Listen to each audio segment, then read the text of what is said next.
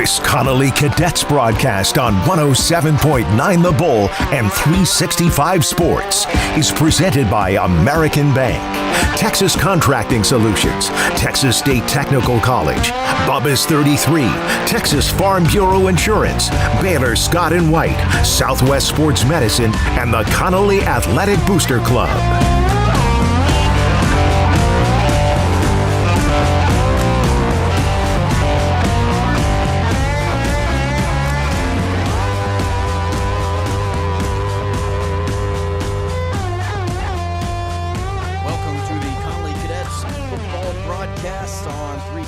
Sports, Road Sports Network, 107.9 The Bull. This is Class 4A Division II, District 12, and this is as a must-win can possibly get for these two programs taking on each other here tonight under the Friday Night Lights. It's the Connally Cadets taking on the Lorena Leopards. Both teams coming in with 2-5 records, 0-2 in district play, and coming off of losses against teams that are atop the district standings.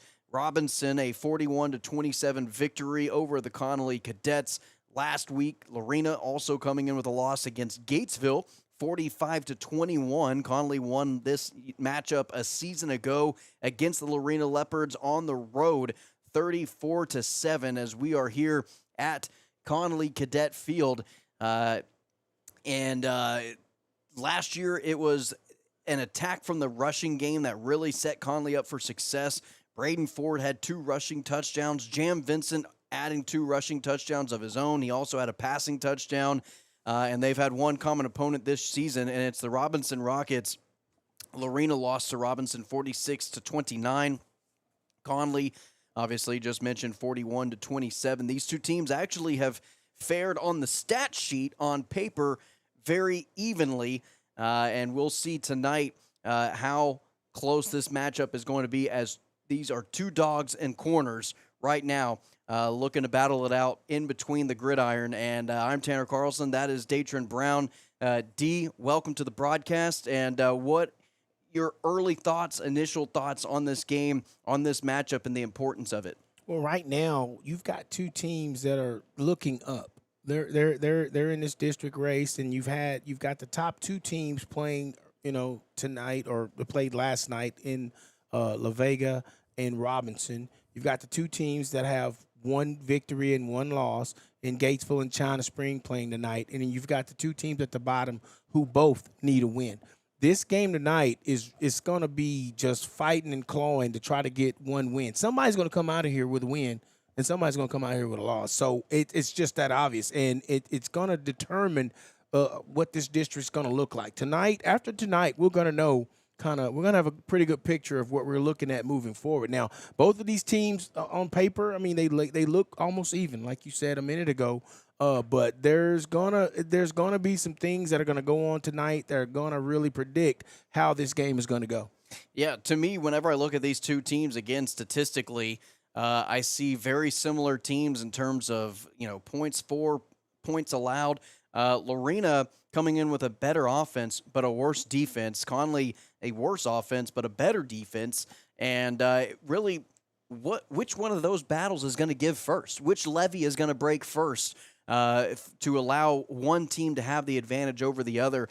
And we may not see that until the very end of this football game, because I think this one's going down to the wire. I agree with that. I think this district that we're in will make teams look bad in certain sides of the field. If you look at this Connally offense, in times they look really, really good, but you have to look at the competition they're playing against, especially in this district. And the same thing with this Lorena offense. And you can go both ways with the defenses on both sides. This is one of those districts that speed is a key, but also physicality is a key. And if they were playing in any other district, they may be at the top. But you've got to realize that I think mistakes, you almost have to play mistake-free football in this district to really get to where you're going to go, or make big plays when it matters. And these two teams just haven't been able to do that this season. Let's go ahead and take our first break. When we come back, we'll take a look at our district and some of the games that have already happened this week. Again, we are moving this broadcast up an hour to avoid potential showers and rain and potential bad weather that could delay the game further into the night. So they're trying to push it up, trying to avoid any of the weather. Some teams were pushed back yesterday, and so we're going to give you some updates around the area with those games within the district right after this. Hi, I'm Dana Hassel, President and CEO of American Bank. Waco is a great place for business, and for more than 70 years, American Bank has been the bank for business. We continue to invest in our growing community with state-of-the-art branches conveniently located to serve you within minutes. Our experienced bankers, lenders, and decision makers work directly with business owners like you every day, providing tailored solutions, timely answers, and local insights face-to-face. Schedule a meeting with one of our bankers today and find out what makes American Bank the bank for your business. Member FDIC.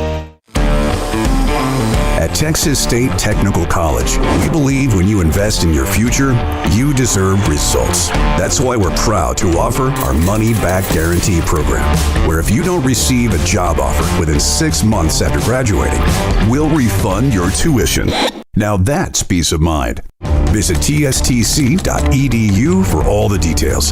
Texas State Technical College, home of the Money Back Guarantee.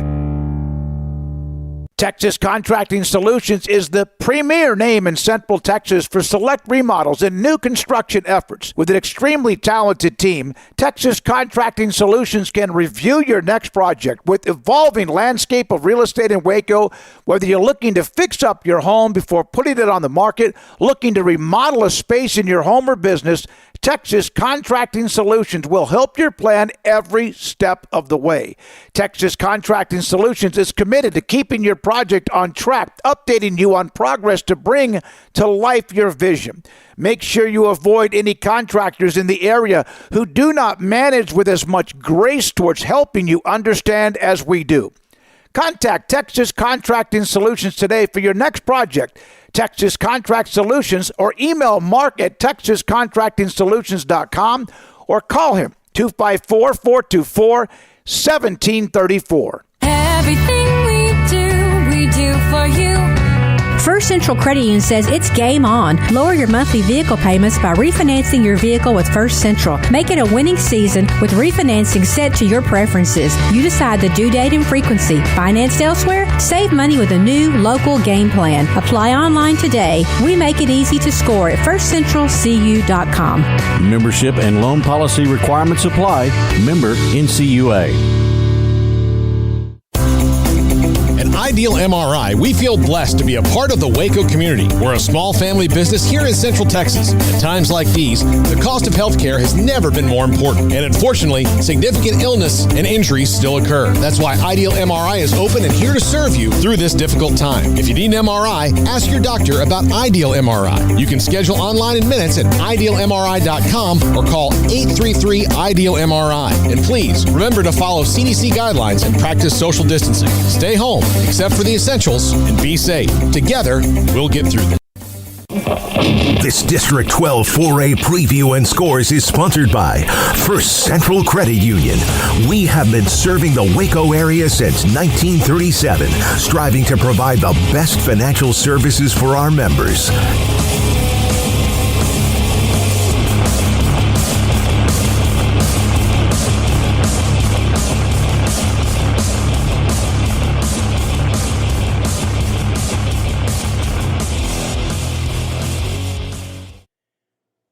As we take a look at our district standings here in the pregame, as we are just about 20 minutes away from kickoff here on the early pushed-up time for our kickoff. In this district, we've got a 1-2 matchup, a 3-4 matchup, and a 5-6 matchup this week, and so we're going to see a ton of movement up and down these standings by the end of tonight. Robinson took on La Vega last night. They were scheduled to play tonight. That game got moved up to Thursday due to the inclement weather that could possibly be coming in around the 8 to 9 o'clock time frame, maybe even around 10 o'clock, depending on where you are and what system is coming through. However, Robinson losing that game, the number one team in the district, losing 31-27 to La Vega. La Vega moves to 6-2 on the season. They are 3-0 in district play, with Robinson going down to 6-2 and 2-1 on the regular season. Now Gatesville and China Spring, they are scheduled to kick off at their regular time at 7 o'clock, and so we won't have updates on that game until we move further into our broadcast, probably around halftime. But that is a 3-4 matchup where Gatesville 6-1 on the overall season, 1-1 in district play, trying to move in to that 2-1 spot to stay those top three teams. But China Spring at 2-5 could jump Gatesville tonight with a win and advancing to 2-1 in district play. And then it comes down to Lorena and Connally, both sitting at 5-6, both 2-5, both 0-2 in district play. And again, a big one for one of these two teams, as much of a must-win as you can possibly think of tonight. The season is on the line for Connally and the Lorena Leopards. You know, in my opinion, I think it's more of a must-win for the Connally Cadets because they won the first two games of the season and they've dropped 5 in a row. I mean, these guys just don't even know what it feels like to get a win. It's been a long time. Lorena, they've had a few wins sprinkled in there, but they've got to come out here tonight and play a complete game.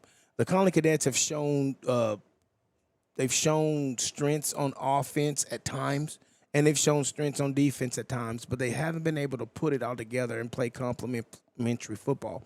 When they do that, they look really, really good and hard to beat. So they've got to put that together tonight if they're going to get this win, and they better put it together tonight because if they don't, their season is going to look really bad. Let's go ahead and take our next break, and then when we come back, we'll go over various keys to the game with myself and Datron Brown. Everything we do for you.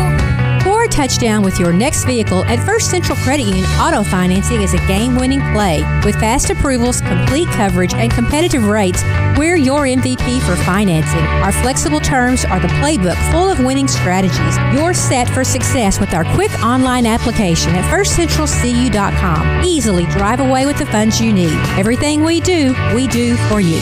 Membership and loan policy requirements apply. Member NCUA. Premier ER and Urgent Care is the place to go when you're unsure where to go. Open 24/7. No appointment necessary. Check in online and just walk in. Visit premier.care to learn more. All the convenience of urgent care with all the expertise of an ER. Premier ER and Urgent Care has everything you need, all under one roof. From allergies to appendicitis, we have you covered. Urgent care billing is available from 7 a.m. to 9 p.m. 7 days a week, and our ER is open 24/7. Save time during your visit and check in online before heading over. To learn more, visit www.premier.care.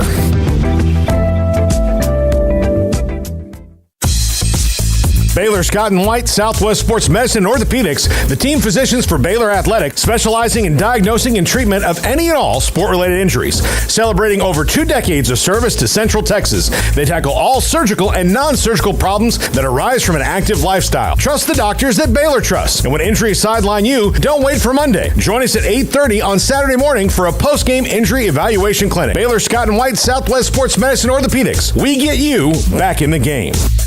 Hi, I'm Dana Hassel, President and CEO of American Bank. Waco is a great place for business, and for more than 70 years, American Bank has been the bank for business. We continue to invest in our growing community with state-of-the-art branches conveniently located to serve you within minutes. Our experienced bankers, lenders, and decision makers work directly with business owners like you every day, providing tailored solutions, timely answers, and local insights face-to-face. Schedule a meeting with one of our bankers today and find out what makes American Bank the bank for your business.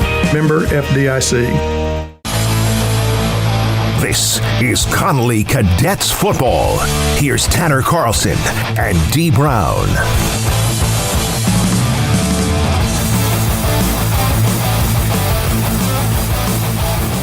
I know Dee Brown, he is the man with the stats, and we are going to go over some various keys to the game and points of success that we could possibly see Connally have tonight against a Lorena team with a high-powered offense, but a defense susceptible to the big play. They really are. Last week, we saw Connally put out probably one of their best offensive performances, I think we've seen all season long. The way they started that game off was incredible. And, you had Caden Kaufman, who was 21 for 28 for 258 yards. So he only missed 7 passes. That's actually pretty good.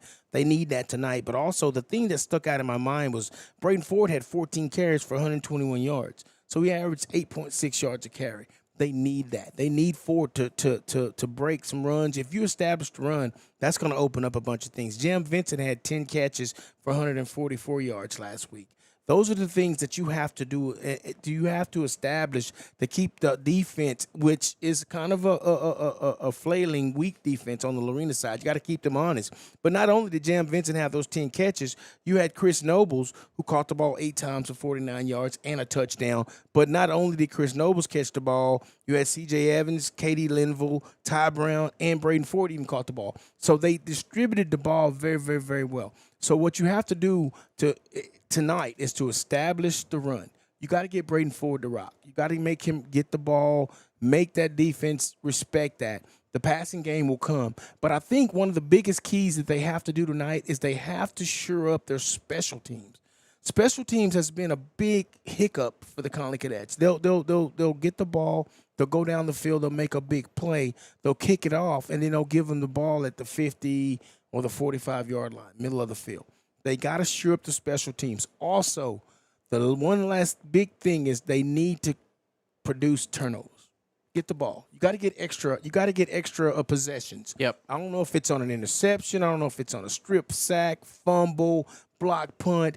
You got to get extra possessions. Special teams are going to be crucial tonight because these two teams look pretty equal on paper, but the team that performs the best and has the least amount of mistakes is going to get this win tonight. Now, I've never seen someone, except maybe the exception of Michael Irvin on a sideline for his former team, that was just talking and pumping up this team as much as I saw you out there pregame, going up to every single player, every single coach, giving them a little bit of a pep talk. You had a little bit of bead of sweat coming down. You were, smacking your hands together. You were hitting them in the chest. You were getting them fired up. You're doing your part to get them ready for this big game. I was looking for my helmet, but then they told me that I thought you were going to suit up. I thought you were going to tell, hey, Daniel Hancock, how about you go sit over here? I'll play for you here tonight.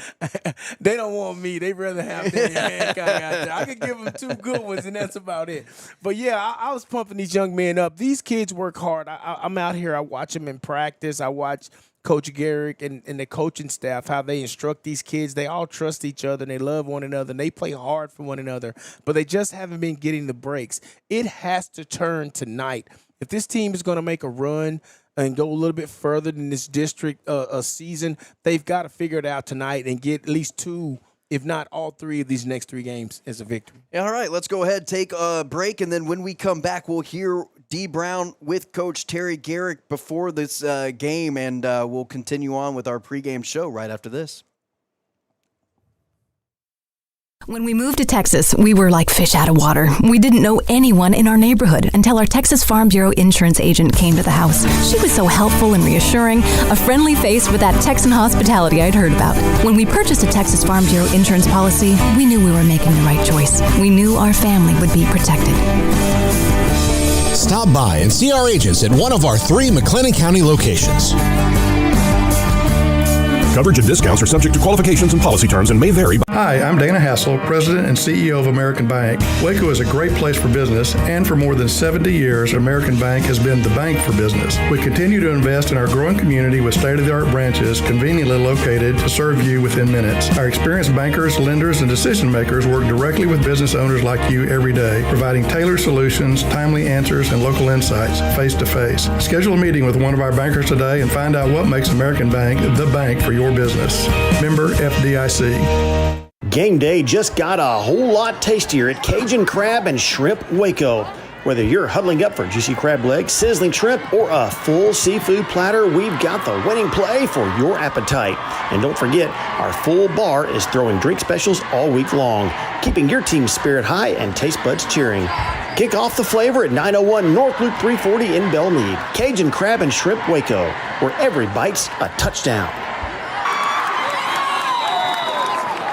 The Motor Trend Truck of the Year is at Allen Samuels in Waco. It's the Make This the Summer Event Drive. Get a 2025 Ram Lone Star Crew Cab, $11,000 off MSRP plus 3.9 for 72 months. Or grab the award-winning 2025 Ram Half-Ton Laramie Crew Cab with $15,000 off plus 3.9% for 72. First responders an extra $500 off. Hot deals, big savings right now. Allen Samuels Dodge Chrysler Jeep Ram in Waco. Come by. Let's be friends.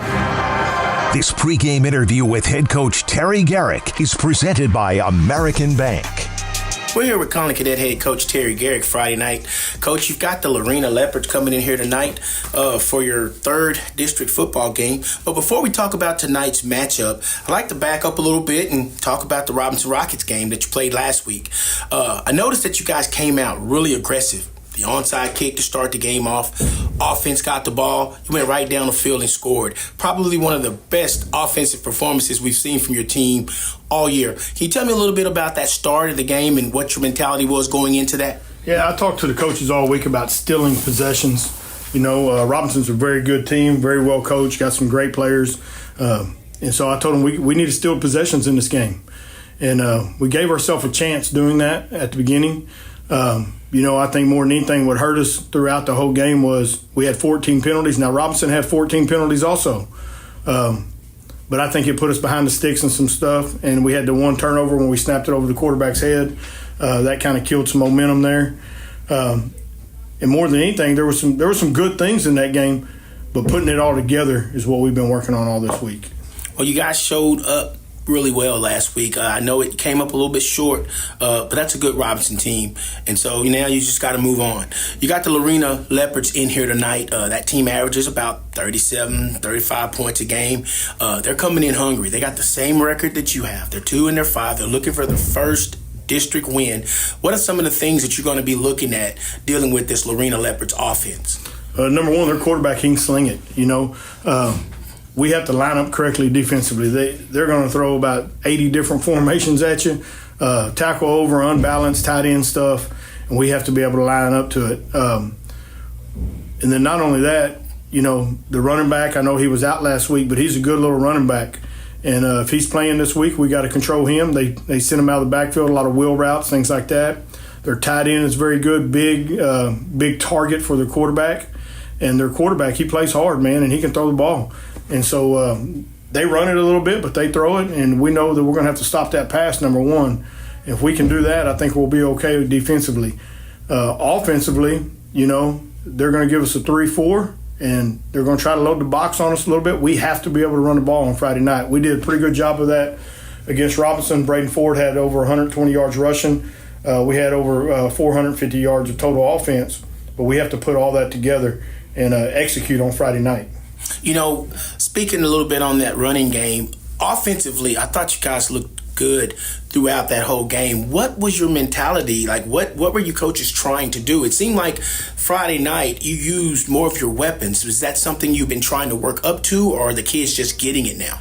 I think more than anything, they're getting it. You know, we kind of spread the ball around a little bit all year, but we went into this deal on last Friday against Robinson, and we did a bunch of tackle over stuff. I don't know if you noticed, we had Daniel Hancock at tackle over stuff, just trying to get an extra body in there to help our running game.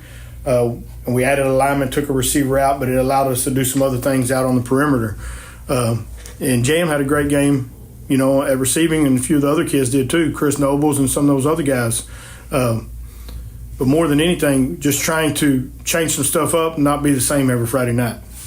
Well, Coach, tonight you got the Leopards in here, and the way the schedule shook out, it's really kind of funny. You've got the two top teams in the district playing one another in La Vega and Robinson. You've got the two teams kind of in the middle with one district win in Gatesville and China Spring playing, and you've got the two teams with Connally and Lorena who are looking for their first win. After tonight, you're probably going to get a good idea of what's going where. How do you keep the playoff option still in your players' mind and keep them playing loose and not tense? More than anything, I just told them they got to have fun. You know, I told them seniors, I said, you know, you're guaranteed 3 games. That's it. You're not guaranteed anything after that. And we got to go out there and have fun. You got to enjoy the moment with your teammates. These kids have been doing this for a long time. and they don't really realize what they've been through until it's over with. And I want them to kind of enjoy the moment out there with their teammates, celebrate the victories that we have. We score a touchdown, I want them celebrating. I want them to enjoy it. Big tackle, let's celebrate it, because these are going to be lifetime memories with them. And that's a little bit of a way to kind of keep them loose. But more than anything, I just tell them they need to go out there and have some fun. So would you say the mood of this team is just kind of, hey, we got 3, let's just give it all we got moving into this game? That's exactly what our mentality is. Right now, I told them we need to win all 3. There's no doubt. And I told them, what are we made of? Let's go find out. It ought to be fun. Well, Coach, I've seen what you've done with this team from the beginning of the season, moving up to now middle of the district, and I can really see that this team has bought into what the coaching staff has put out there. Our last question is the mood of this team. If they get a win tonight, where would that put the mentality of this football team, this young football team? Well, it changes a lot. It changes almost everything, and we talk about believing. Believe in your teammate, believe in yourself, believe in what we're doing overall, the big picture, trust the process. We talk about all those things. And so mentality-wise, this is a huge game for us. We go out there and we get this win tonight, it's going to change a lot of stuff for our kids. Thank you, Coach. That was Coach Terry Garrick of the Connally Cadets. We thank you for your time, Coach. Good luck tonight. We thank you for this interview. It was on 107.9 The Bull, 365 Sports, and Rogue Media. Thank you, Coach. Appreciate it. Hi, I'm Dana Hassel, President and CEO of American Bank. Waco is a great place for business, and for more than 70 years, American Bank has been the bank for business. We continue to invest in our growing community with state-of-the-art branches conveniently located to serve you within minutes. Our experienced bankers, lenders, and decision makers work directly with business owners like you every day, providing tailored solutions, timely answers, and local insights face-to-face. Schedule a meeting with one of our bankers today and find out what makes American Bank the bank for your business. Member FDIC. Texas Farm Bureau Insurance has protected fellow Texans with auto, home, health, and life insurance since 1952.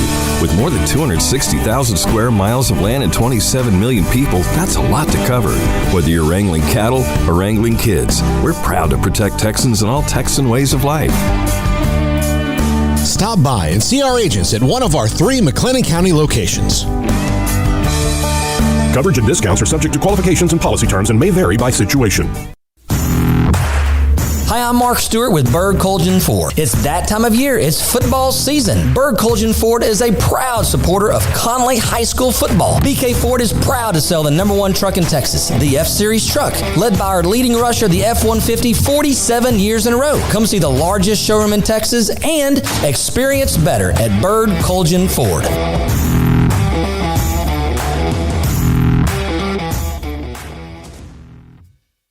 Texas Contracting Solutions is the premier name in Central Texas for select remodels and new construction efforts. With an extremely talented team, Texas Contracting Solutions can review your next project. With evolving landscape of real estate in Waco, whether you're looking to fix up your home before putting it on the market, looking to remodel a space in your home or business, Texas Contracting Solutions will help your plan every step of the way. Texas Contracting Solutions is committed to keeping your project on track, updating you on progress to bring to life your vision. Make sure you avoid any contractors in the area who do not manage with as much grace towards helping you understand as we do.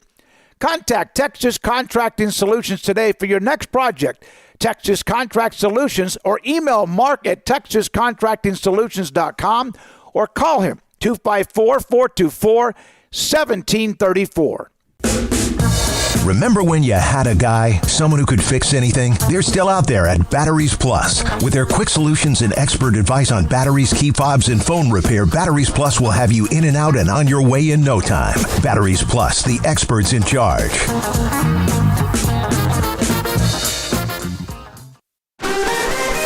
This Connally Cadets broadcast on 107.9 The Bull and 365 Sports is presented by American Bank, Texas Contracting Solutions, Texas State Technical College, Bubba's 33, Texas Farm Bureau Insurance, Baylor Scott & White, Southwest Sports Medicine, and the Connally Athletic Booster Club.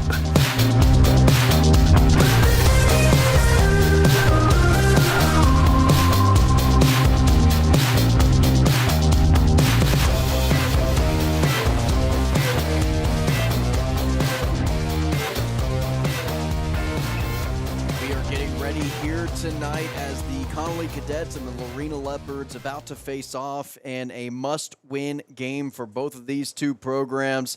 And both 0-2, looking for their first district win of the season. The season is not dead for either one of these two programs. If you're the Connally Cadets, you're probably looking at your schedule and you're thinking, man, we really let that China Spring game out of our hands, out of our grasp.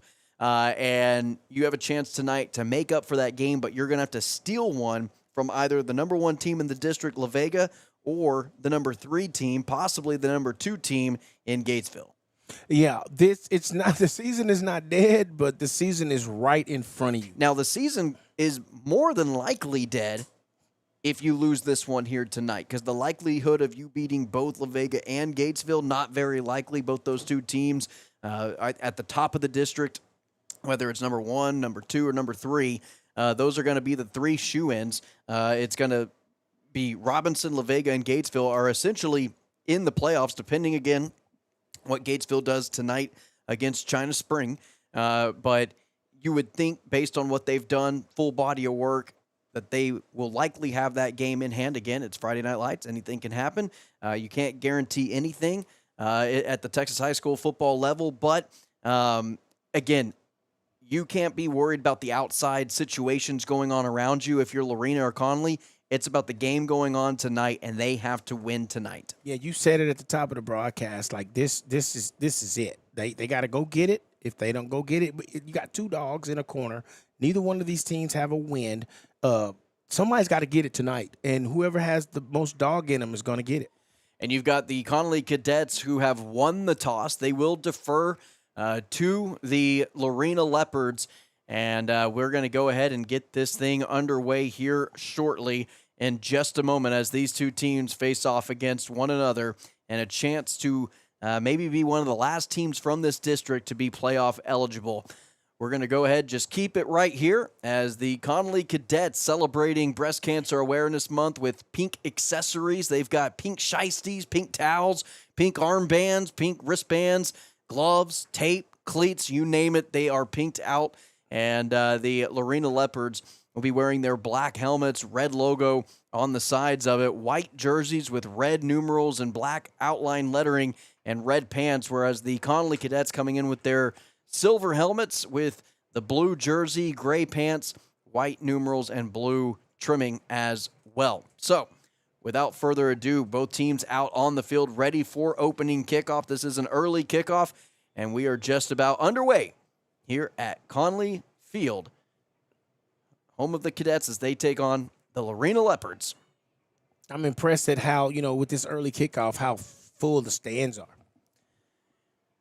Martinez Tellez kicks it off. It is recovered at around the 10-yard line and trying to return it to about the 35 before he's brought down. Brock DeLeon, and DeLeon is brought down, and the offense for this Lorena Leopards team is out onto the field. They average about 37.5 points per game, and Jackson Blandsett, the leader of this team, multiple year letter, is averaging about 337 passing yards per game. You got DeLeon, who just returned that, averaging about 149 rush yards per game. They are both back in the backfield right now with a man in motion, and Carson Miller, their leading receiver, number 8, on the outside.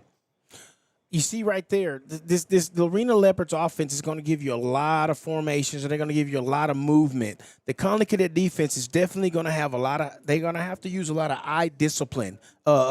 People are going to be moving, but you got to realize what the coach taught you and stay with your reads. Because they have so much movement, they had 2 people moving at the same time, and that's how they got that penalty. False start will set up 1st and 15 from the first play of scrimmage, and it's DeLeon with a huge hole, and will get the majority of that penalty yardage back and then some.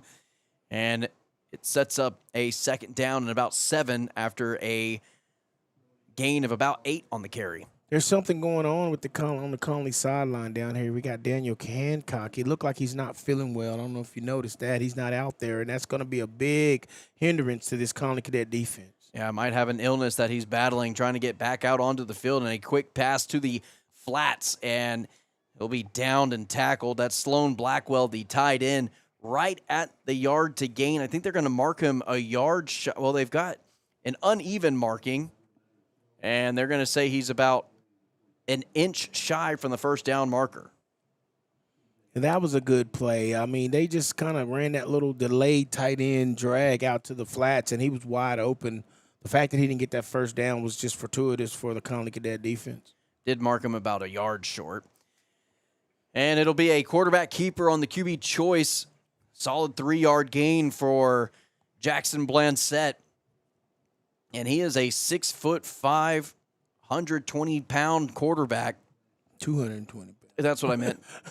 If he was 120 pounds at 6'5", he'd probably blow away in the wind. Or be dunking a basketball. 220 pound. Thank you for the correction there. 1st and 10, ball at the 50-yard line. And Lorena trying to get into Connally territory for the first time this game. DeLeon in the backfield. Man in motion. That's number 21, Espinoza. And Blansett looking to pass. He finds the tight end in the flats again.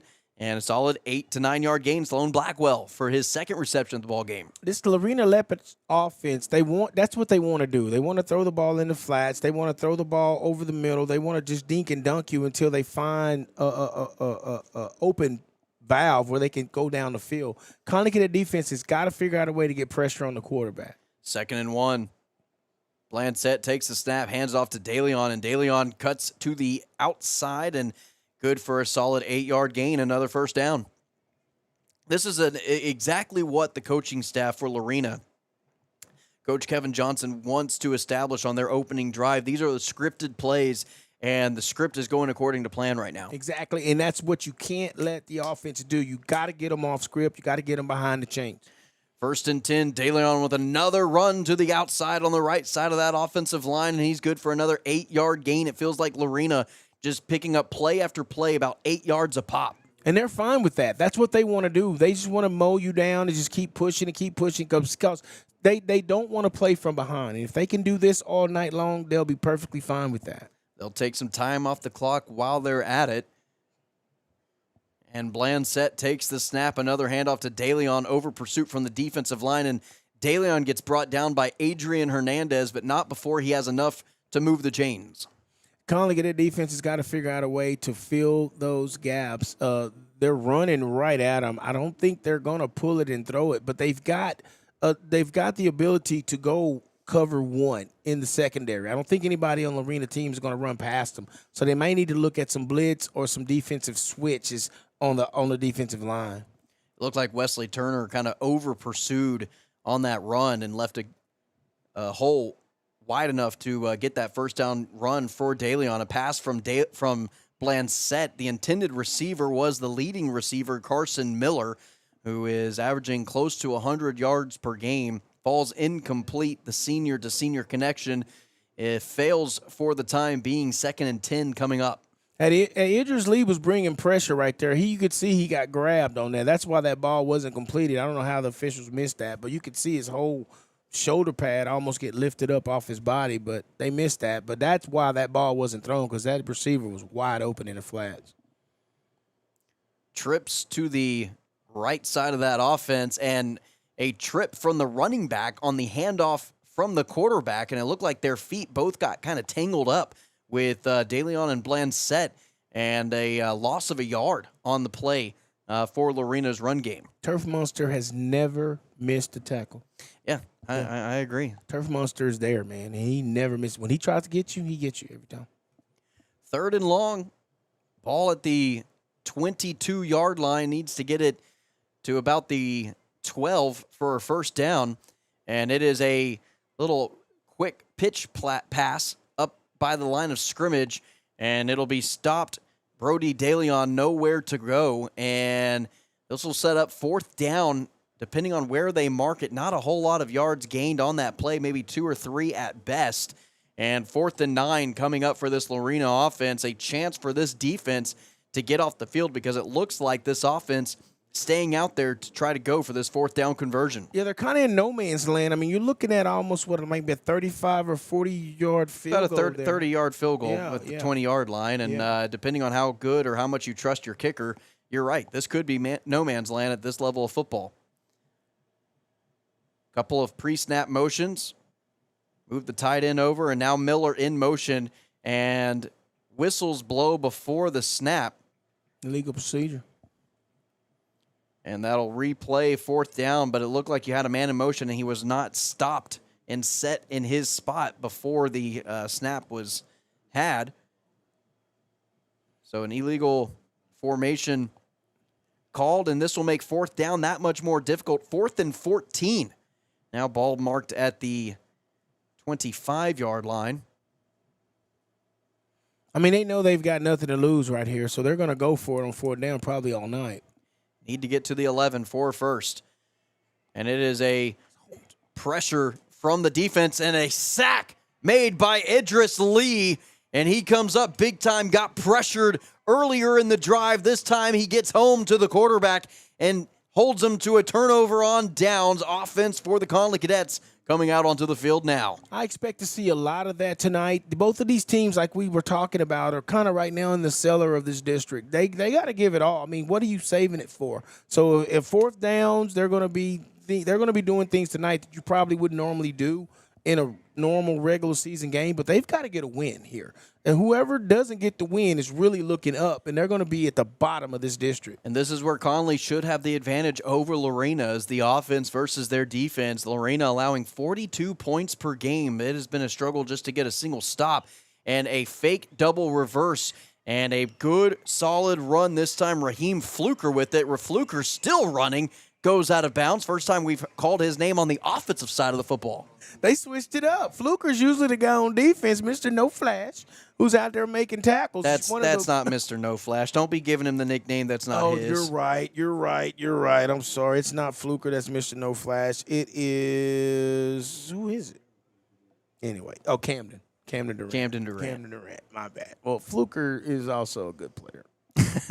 Just not Mr. No Flash. Not Mr. No First Flash. and 10, ball inside Lorena territory after one play, about a 30-yard gain, and it'll be a run up the middle, this time to the running back Braden Ford. And Braden Ford, 14 carries a week ago against Robinson in a game where that game was still fairly close, and it felt like maybe abandoned the run game a little too early. Yeah. I really think they did because while he was getting the rock, like I said, he had over 144 yards in that game. He only ran the ball like 14 times.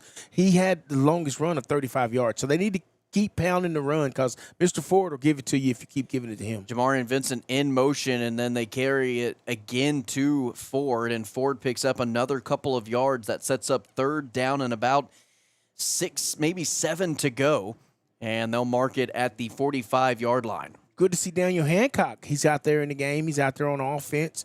Looks like they're running behind him. They're doing the tackle over, so a lot of times they'll be running behind number 51. Trips to the far side of the field on the right side, and Caden Kaufman designed quarterback rollout, and he finds a man, and it nearly falls complete, but it goes incomplete out of bounds. The intended receiver was C.J. Evans. Man, it looks like he had it in his hands, and the defensive player just swiped it at the last second. That was a good ball. Good defensive play from Lorena, and that'll be a punting down for the Connally Cadets as the punt team comes out, and it'll be Alan Martinez-Tejas, who, for the record, is not a small guy. He's not a small guy. That young man said that I called him small on my broadcast. I don't remember calling him small. I believe you did. No way. If he called you out on it, I'm on his side 100% of the time. And the punt takes a Connally roll inside the 20-yard line. It checked up, held up for a moment, and then on the second bounce, took a Connally bounce, and it's to about the 19-yard line. There is a flag on the play. That's a Connally Cadet first down. And the offense will be coming back out onto the field to huddle up, and that'll be an automatic first down after roughing the punter. And just, to go back, to Mr. Tejas, I don't think he said it was me. He said somebody in the broadcast. He said, you do the radio broadcast? So it could have been you. I'm too small of a human being to call anybody small. It wasn't me. I can promise you. I'm not a big man. All right, well, you stick with that. I'm not a humongous man myself. I'm a little bigger than you, but, who isn't? I think, right, exactly. So I have no room to call someone who's bigger than me small. It's just not going to happen.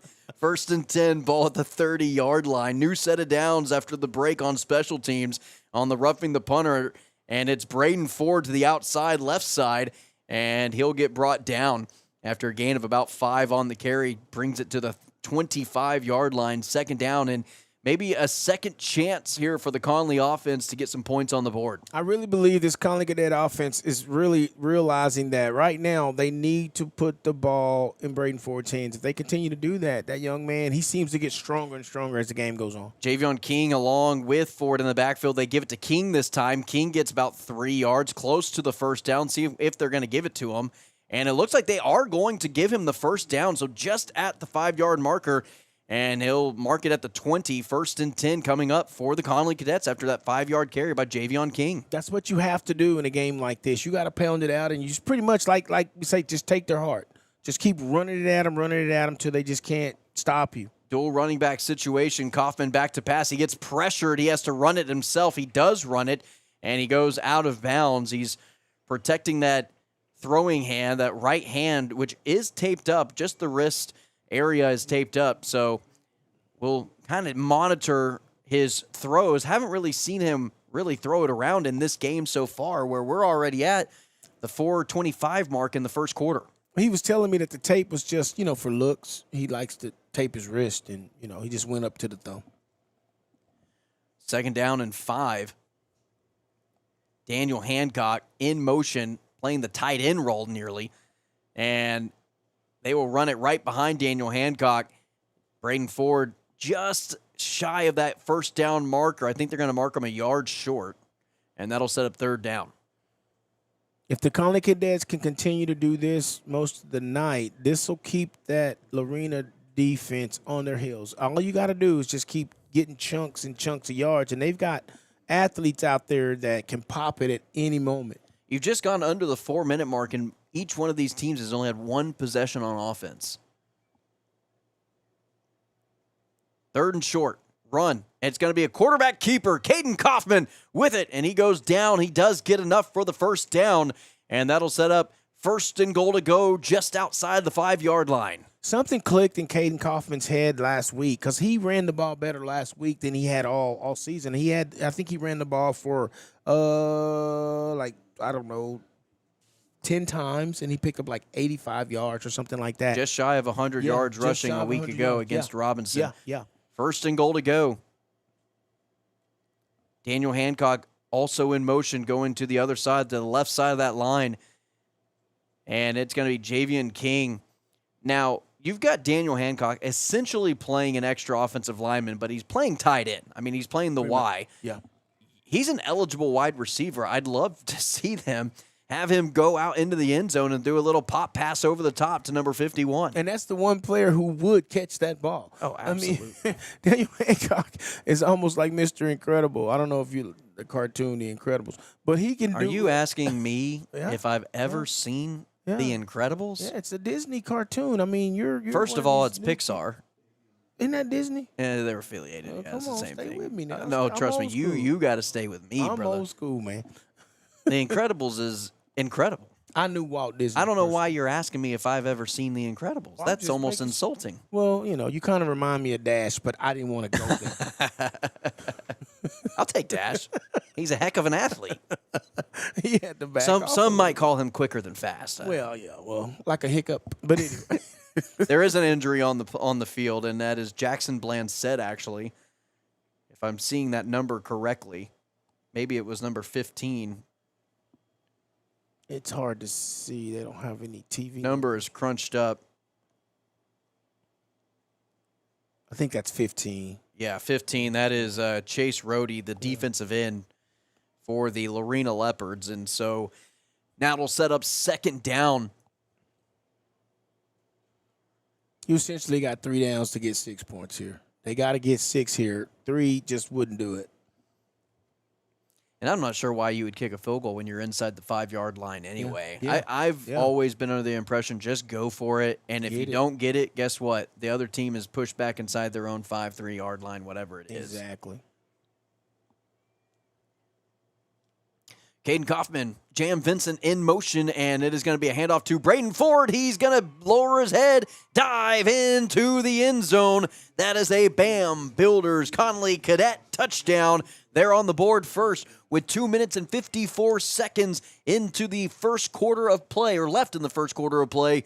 Connally 6, Lorena 0. That's exactly what the Cadets needed to do right there. Get the ball. They should have done it on the first possession, but you know what? It was technically the first possession. It was an extended drive after the penalty. Well, true. You're right. But, they have to continue to do this all night because they've got to take control of this game early. Because if you give the Lorena Leopards an opportunity to come back in this game, like I said, their back is against the wall just like the Connally Cadets' backs are against the wall. So they've got to realize that you got to take the fight out of the dog. Otherwise, that dog's going to keep fighting to the end. Connolly's defense gets a stop. They give their offense the ball. The offense puts a touchdown on the board here in the first quarter of play. Couldn't have asked for a better start if you're the Connally Cadets. We'll be right back. That's another Cadet touchdown, brought to you by View Homes Waco. Now building in Robinson and Lorena, these beautiful, energy-efficient homes offer modern designs, open floor plans, and family-friendly prices. All from a builder you can trust. Don't miss your chance to find your perfect fit close to home. Call 254-602-4737 to learn more. View Homes Waco, building life's greatest view.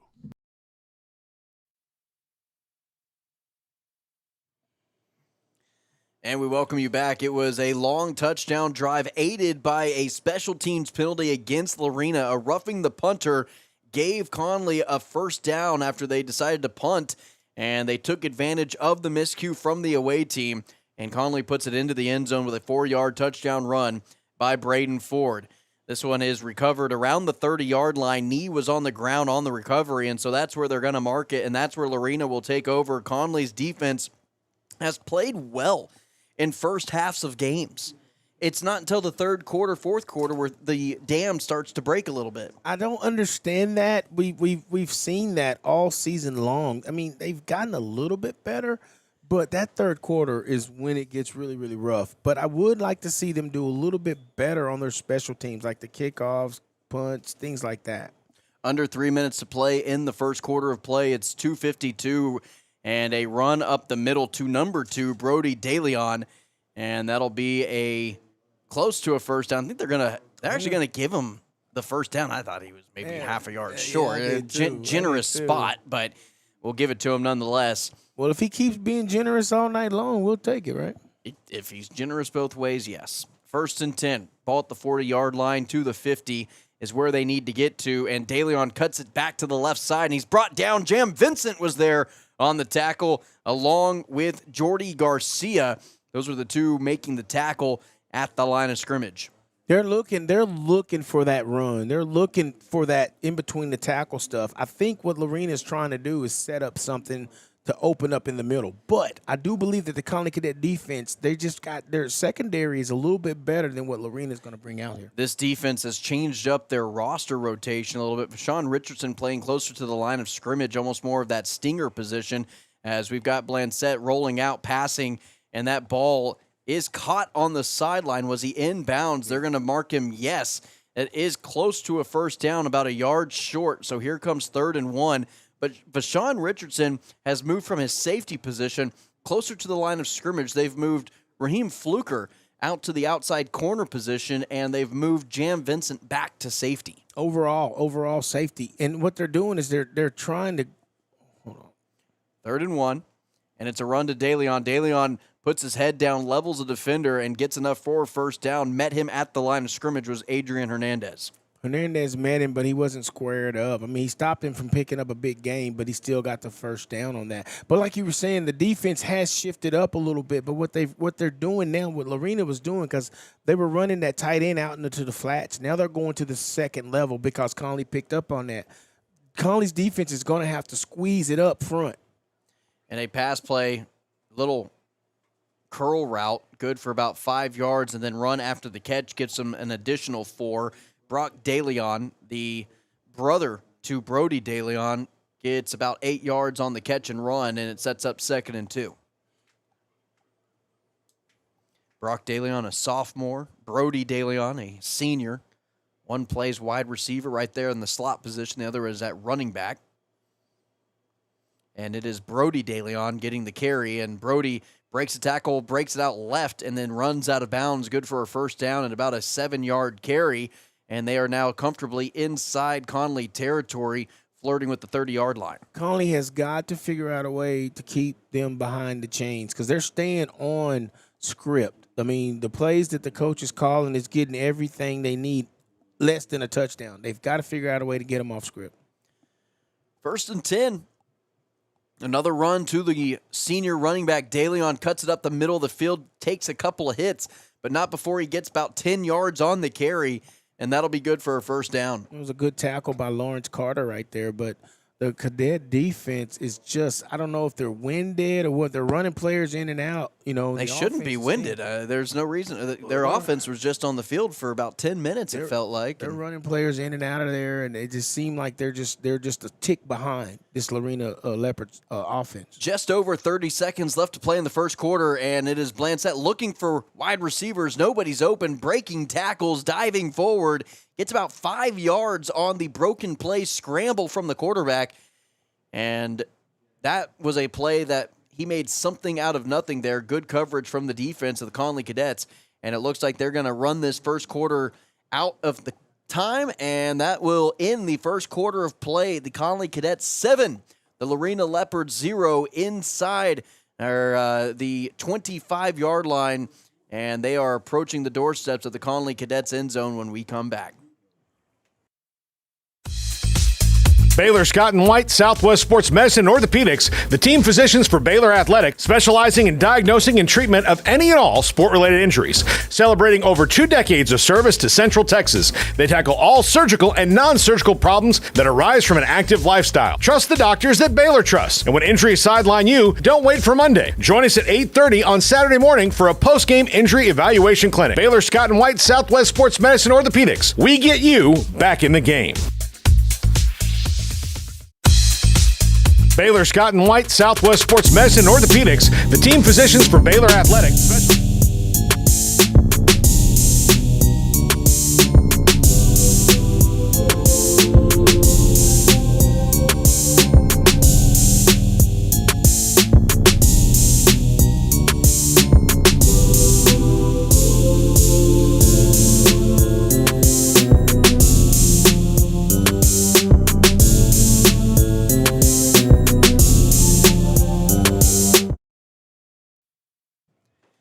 First play of the second quarter is second down, about 7 to go, just outside the 20-yard line, and it is Blancett with a strike over the middle to DeLeon, and the defensive coordinator not happy there on the sideline and giving him an earful as Adrian Hernandez hearing it from the coach because they were set back in his own defense, but when you see a player who's sitting wide open in between that zone, you got to run over to him. You got to go over there. It's like they just froze or something, and they didn't see it, and they ran a player in motion right to the same area. There was too many players to guard.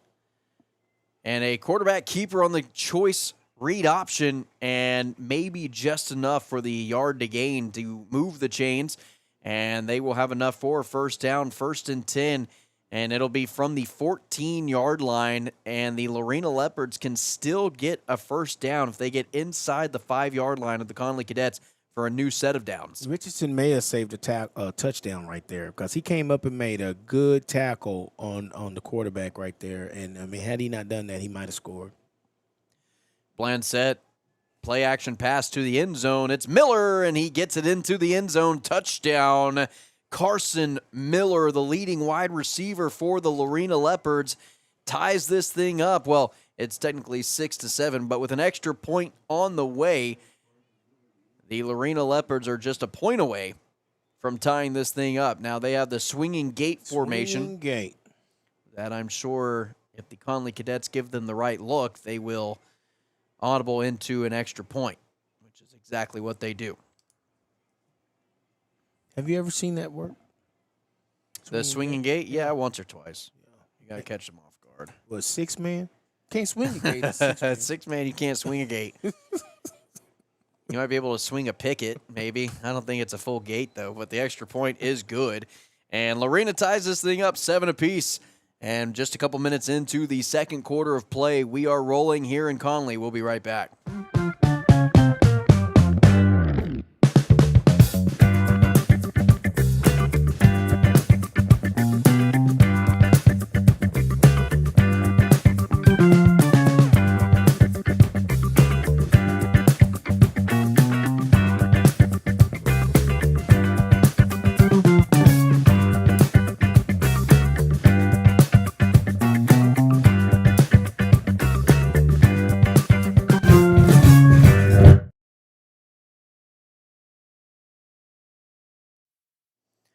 So the Connally Cadet defense cannot make the stop that their offense needs to build on this lead. But the Lorena Leopard, again, they're no slouches on offense. They've got some firepower. They've been one of the more prolific offenses in the district. It's just their defense has let them down time after time for the slow start that they've had to the season, similar to the Connally Cadets.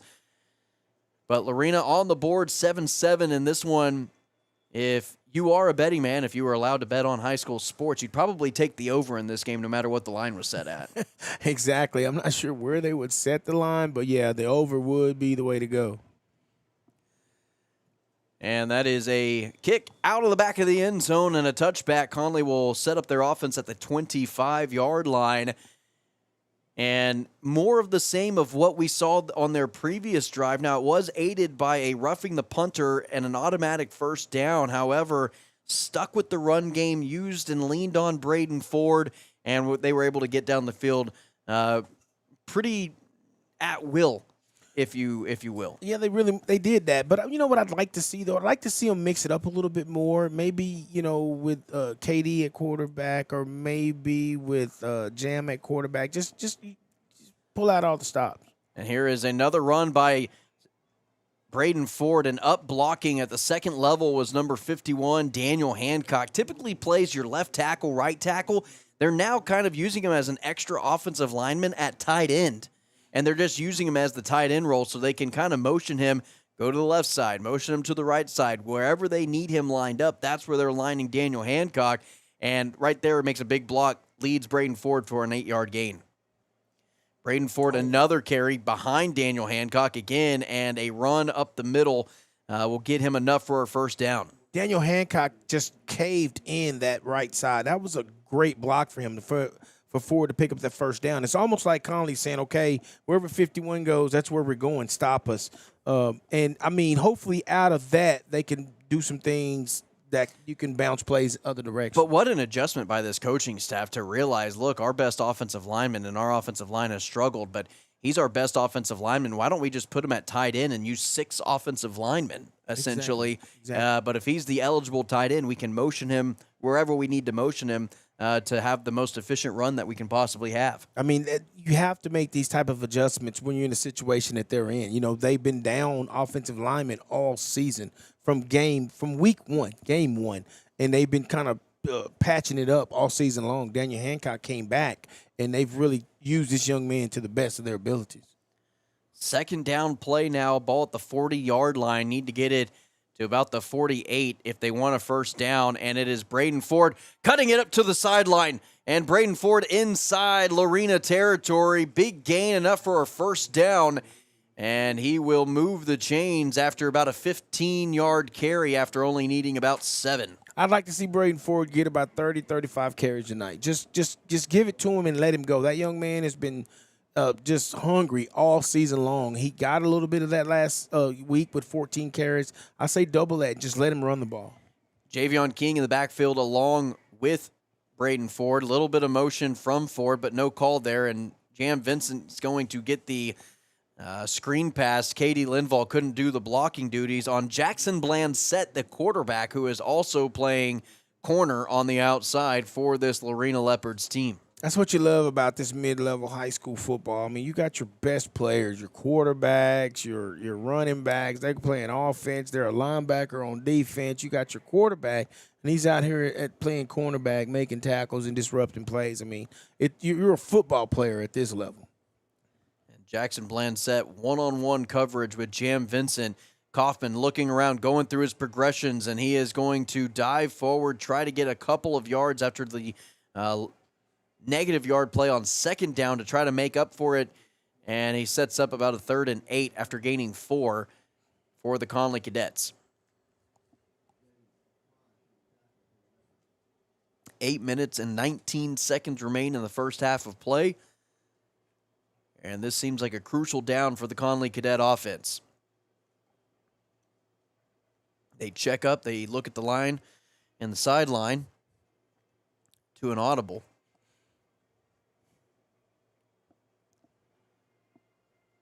And it'll be a drop pass from Jam Vincent, who would have been close to a first down. Not sure if he would have got the first down. However, it would have made 4th down about a 4th and 2 if he didn't get that first. Yeah, it looks to me, Jam just was trying to run before he secured the ball. He saw the first down marker. Where he was going to catch that ball, he had maybe 2 or 3 more yards to get, and he was going in the right direction to possibly get that. He just didn't secure the ball before he was running. And again, it would have made it at least a 4th and 2, 4th and 1 situation where Connally would have definitely gone for it. Instead, they will settle for the punt. A high snap, and Martinez-Tellez is going to try to punt this thing away. It was partially blocked, and it's going to be a net punt of about 4 yards before it goes out of bounds. And Lorena will take over in very favorable field position. You know, when Tellez got the ball, I thought he was just going to try to run for it. I know that would have been a mistake, but for him to even get that off like that young man actually is one of the top punters, in the nation. I was looking, he averages around 48 yards a punt, so he's actually a good punter, but that was a smart move. He didn't get all of it, but at least he got it punted and saved him a few yards. 1st and 10, and the Lorena Leopards setting up at their own 40-yard line, only need 10 yards to get to the 50. And it is Jackson Blanchett who will play the quarterback position and hand it off to DeLeon, and DeLeon gets tackled. He's brought down after a gain of about 5 on the play. You got Vashawn Richardson, getting him, tripping him up, and then, you got Hernandez kind of finishing him off, but these Connally Cadets have got to fill those gaps and not let them crush down. They got to keep the edge. You got to stretch the edge out because these Lorena Leopards are definitely hitting the edges. And another run to the outside. This time, Bryson Sparkman was able to slow up DeLeon and kind of hold on for dear life until some reinforcements came in, and that was Idris Lee with some cleanup duty with Bryson Sparkman on the one with the first contact. The Cadets really need to get them off the field right here. It's just 3rd down and about 5 or 6 yards right here. You've got to get a big play because right here, if Lorena didn't get this first down, they definitely got to punt the ball. If you don't punt the ball right here, that's just silly. And you'll see here if Lorena gets a solid 4 yards and it's only 4th and 1, they could go for that situation. But you're right, Connally needs to make a stop. And they will run it to DeLeon, and DeLeon getting to the line of scrimmage, dragging that pile forward, and a favorable spot on 3rd down will set up 4th down. Not enough for a first, but maybe marked about 1.5 yards short. Yeah, that was a little bit more favorable than I thought. But I don't know, my angle is bad, I guess. I don't know, looks like he may have picked up a yard there that I didn't see, but looks like they're going to call timeout and see what they're going to do with it. Well, and then you've got Coach Garrick. He's over there pointing to the spot. He also, I don't think, agrees with that spot. Now, again, he might be a little biased towards the Connally Cadets. I'm not entirely sure. But a timeout called. We'll take it with them. We'll be right back. Tough Shed is #1 for a reason. We started building sheds in 1981. Most of them are still standing. That's because our sheds are made to last right here in the USA. Customize yours to get exactly what you want. Then, we deliver and install for you. With finance and payment options, you might be surprised at how affordable a Tough Shed is. Design your dream shed or garage at toughshed.com and visit our Waco showroom located at 7705 Woodway Drive near Santa Fe Drive. Dream, design, deliver, install. Tough Shed. Coming out of the timeout now, both teams breaking their huddles and getting back out onto the field. It is 4th down and about 1.5 yards for this Lorena team, and it looks as though the offense is staying out onto the field, and they've got a heavy Wildcat package in as Jackson Blanchett is over lined up in motion, and it'll be DeLeon to keep it. DeLeon's got it, and DeLeon's got enough for a first down, gains about 5 on the play, and it'll be a new set of downs for the Leopards. I was just about to say that I would just stack everybody in the box. Normally when you, especially at this level, but on most levels, when you see the Wildcat package come in, very rarely are they going to throw the ball. You need 2 yards. They're just going to run it at you. Right then, I'm putting everybody in the box, and I'm expecting to run. First and 10, DeLeon in motion, and there's Blancett back to pass. Blancett all day to throw, goes deep down the field, finds an incomplete pass on the other end of it. Coming up a little hobbly is the tight end, Sloan Blackwell. He'll make his way to the sideline. And if you're Lorena, I understand taking a shot. You got to keep the defense honest. You got to go down the field. You got to push those safeties back to where they don't keep creeping up closer and closer to the line of scrimmage. However, with that being said, it seems like the run game, they've been averaging about 7 to 8 yards a carry. Just running right through that Connally Cadet defense. And here is DeLeon again, falling forward and getting about 6 yards, maybe 7 on that carry, almost on cue, and that'll set up 3rd and 3. And that's not going to work. That's not going to work for the Connally Cadets. They have got to figure out a way to stop that. They're not really even looking to throw the ball, which I know that's what they have been trying to do most of the season. I mean, this team averages more passing yards per game than they do rushing. But right now they realize that the Connally Cadets are having a hard time stopping the run, so they're just running it right at them.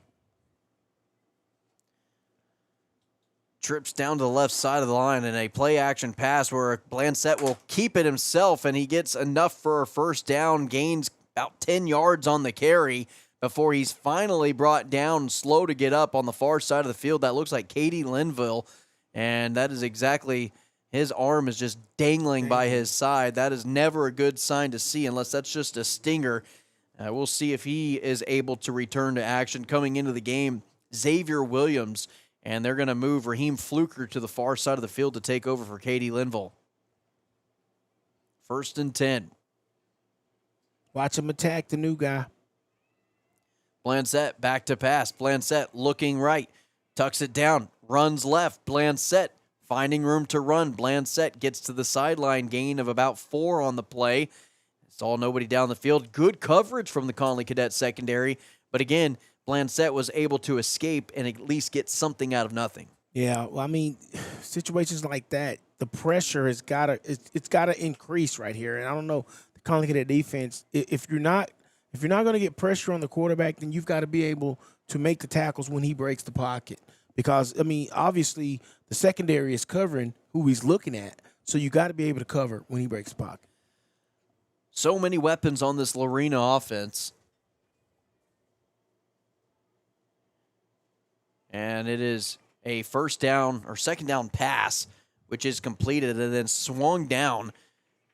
As only a gain of about 4 on the play. That brings up 3rd down. And this has been a problematic down for this Connally defense, struggling to get off the field on 3rd down.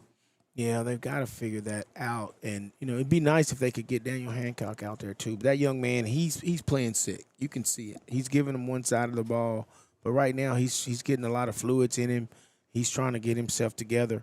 But it would help to have him because he would definitely give you the pressure you would need. And a tackle behind the line of scrimmage. Vashawn Richardson out of a cannon from the edge position. And there is the 3rd down stop they needed. However, Lorena looking to keep their offense out on the field. And the Connally defense is going to need one more stop. What is this, 4th and 5? I mean, 4th and 4, 4th and 5. I mean, this is definitely stoppable for the Connally Cadet defense, but they've got to stiffen their neck. Oh, they're going to look. Yeah, they're taking off Blancett, and they look like they're going to bring on the kicking team, and this is going to be number 3, Connor Johnson, the backup quarterback to kick this field goal. And they were moving. Timeout called from Coach Johnson, and this Lorena Leopards team will call a timeout, and we'll take it with them. We'll be right back.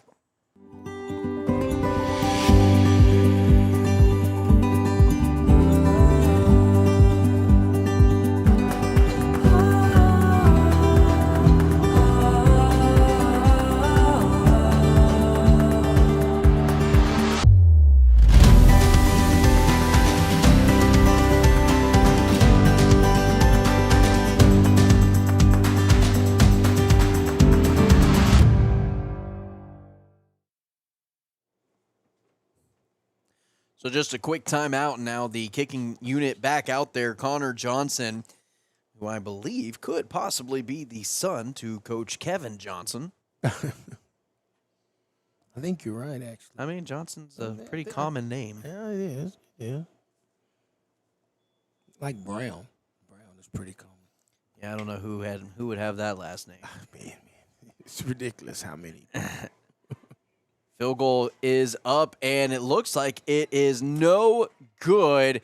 It'll go wide to the left, and that 35 or 45-yard attempt falls short, and that'll be a turnover for the Connally Cadet defense and a win, quite frankly, that they desperately needed, and to get their offense back out onto the field. Now, the offense has to take advantage of a defense game. Exactly. You just took the words out of my mouth. That's a win for the Connally Cadet defense. I think the pressure coming off the edge by Jam Vincent kind of maybe threw the kicker off, but that's still a hard kick to make. So right now, this offense has got to get this ball down the field and put points on the board. And a run to the right side of the line. Braden Ford stays up, and Braden Ford fighting for extra yards, gets about an 11-yard gain. 1st and 10 coming up for the Connally Cadets. And just under 3 minutes to play in this first half. If they can keep doing that, you will wear out that Lorena Leopards defense, and that's going to open up so many things. Keep giving the ball to Braden Ford until he can't go anymore, then give him a break and do it again. Another pass from Kaufman. Kaufman going to the sideline and finds Jam Vincent, who is out of bounds at about the 40-yard line, leaves himself about a yard short of the yard to gain. And I think at this point they're just more concerned about conserving the clock than they are getting the extra yards, which they've got plenty of clock to work with. Yes, they do. 2 minutes, 43 seconds remain, still a 2-minute warning, and the Connally Cadets have all 3 of their timeouts still available to them here in the final seconds and final minutes of this first half. And Caden Kaufman still staying on his feet, breaking tackles, spinning away, and he gets a little extra oomph at the end of it, and his team getting fired up on the sideline, watching the quarterback break those tackles. That's how you earn respect from your team right there. That young man refused to go down. He just wanted to get that first down, and once he realized he spun out of it and got the first down, he just kept going. Had that number 22 not come over there, he'd still be running for 6. Was it one of those situations where you think, hey, it's a quarterback, he's going to go down, I got to push him out of bounds, but if I push him out of bounds too hard, it's going to be a flag, and so I'm going to lay off a little bit, and then he's such a big guy, he's not going to go down easily. He stays in bounds and gets the extra yardage. You know what? I actually think it's just from last week, Caden Kaufman made up his mind. When I run the ball, I'm Braden Ford. He's just running the ball like a running back. Now, he gets down. He doesn't take unnecessary hits. But right there, he was like, I'm on the sideline, and I'm just going to keep going until somebody tackles me. I'm not just going to give it up. Yeah. And he did that, and he got the first down and actually picked up extra yards. Something like that will spark a team and get them going to the point where that's the motivation you need to realize, hey, we're all in this together. Let's go get this win. When your quarterback can make a physical play like that and break multiple tackles and spinning off defenders and getting the extra yardage, it really does let the rest of the team know, well, if he can do it, I sure as heck can. Exactly. The growth of Caden Kaufman has really been seen these last few games of the season. I mean, it's really been impressive. It looks like they're going to switch it up a little bit. Kaufman's on the sideline. And they've got a wildcat formation. It is Braden Ford and Javion King in the backfield. And you've got 3 wide receivers to the far side. And it is Braden Ford on a quarterback keeper. And Braden Ford gets just enough. He's shy of the first down marker. And they're going to say keep the clock running, as that should approach the 2-minute mark. But you know what? They just picked up, 9 yards on that play? That's what you're doing. I'd say keep doing it. 2nd and 1. And again, going back to the wildcat formation. 10 seconds left, and they are going to snap it. Braden Ford going to the weak side this time, and he gets maybe back to the line of scrimmage, possibly losing a yard. And Daniel Hancock slow to get up, but he's going to get up under his own volition, and a timeout called. Actually, nope, that is going to be the 2-minute warning. 2-minute warning is here, and we will be right back after these messages. For more than 70 years, Community Bank and Trust has established a strong legacy of care and trust. Time and technology have changed. checking and savings accounts haven't gone away. We still provide home loans, business loans, and personal loans. And we also offer state-of-the-art digital banking options. In a world where banking can feel impersonal, we still believe in one-on-one personal care. Community Bank and Trust, a legacy of dependability. Member FDIC.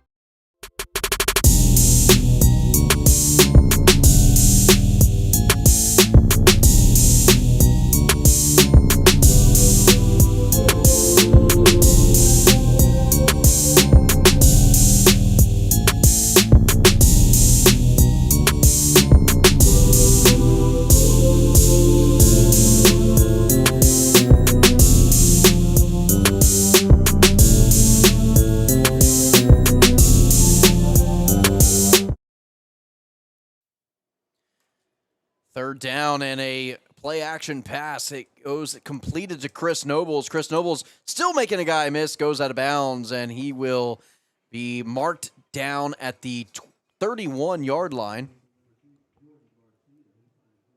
And they will stop the clock at 1:51. Ball is at the 31. This game tied 7-7. If you're just now joining us, a 15-yard gain by Chris Nobles gets a first down for the Connally Cadets. And they are in striking territory. Two running backs in the backfield. It's Braden Ford, Javian King, and Daniel Hancock in motion. They got Nobles all by himself down here. I would love to see him get a ball. And they hand it off to Javian King. And King breaking a couple tackles. Now a rugby scrum. After about a 6-yard gain, he's finally brought down. And the clock will continue to run. Chris Nobles is that kid that's like Mr. Invisible. Everybody's looking at, Jam Vincent, and they're looking at C.J. Evans, and they're looking at K.D. Linville, but Chris Nobles is very capable. And, he'll just show up and catch a ball and go in the end zone when you least expect it. So they need to look at him. Had a touchdown last week, and Braden Ford gets brought down after a loss of about 3 on the carry. And that'll set up third down for the Connally Cadets. Tried to bounce it to the outside, couldn't get the edge, and that defender for the Lorena Leopards, that was Hudson Griffin on the tackle. And now a timeout called by the Connally Cadets. About a minute and 11 seconds remaining in this first half of play. You've got a third down and about 5 coming up. If you're the Connally Cadets, you've got to get something down the field. I respect and I like sticking with the run game. That was something you and I keyed in on at the pregame of this Connally team having success. It's not that they're not having success tonight. It's 7-7, but I think keeping this defense a little bit honest and on their heels a little bit, mixing in a little bit more of the passing game. Yeah, I would like to see that too. And they've got the weapons to do it. Like I just talked about, Chris Nobles is sneaky good. He's kind of, in the shadow a little bit of some of the other names, but when Chris Nobles is called on, he always comes through. You've got people like that. You also have Braden Ford. You can just flare him out in the flat sometimes and just give him something, or a screen would work real nice. But what they've got to do is do like they did last week, because like I said, last week, I think they had 5 or 6 different players catch the ball and move the ball up the field. So right now they really need a big play so they can try to get the ball up the field and get points. Right now your 2 wide receivers in the game, Jam Vincent and Chris Nobles, and then you've got Braden Ford and Javion King. They're going to hand it off to Ford again, and it'll be Ford getting maybe back to the line of scrimmage. In fact, they're going to mark him a yard, losing a yard. And Connally, unfortunately, in the last couple of plays, moving backwards. And their third and final timeout called here before this fourth down. I can only imagine Coach Terry Garrick wanting to talk with his team about going for it and what play call they want to run. Let's go ahead and take a quick timeout. We'll be right back for this fourth down play for the Connally Cadets after this.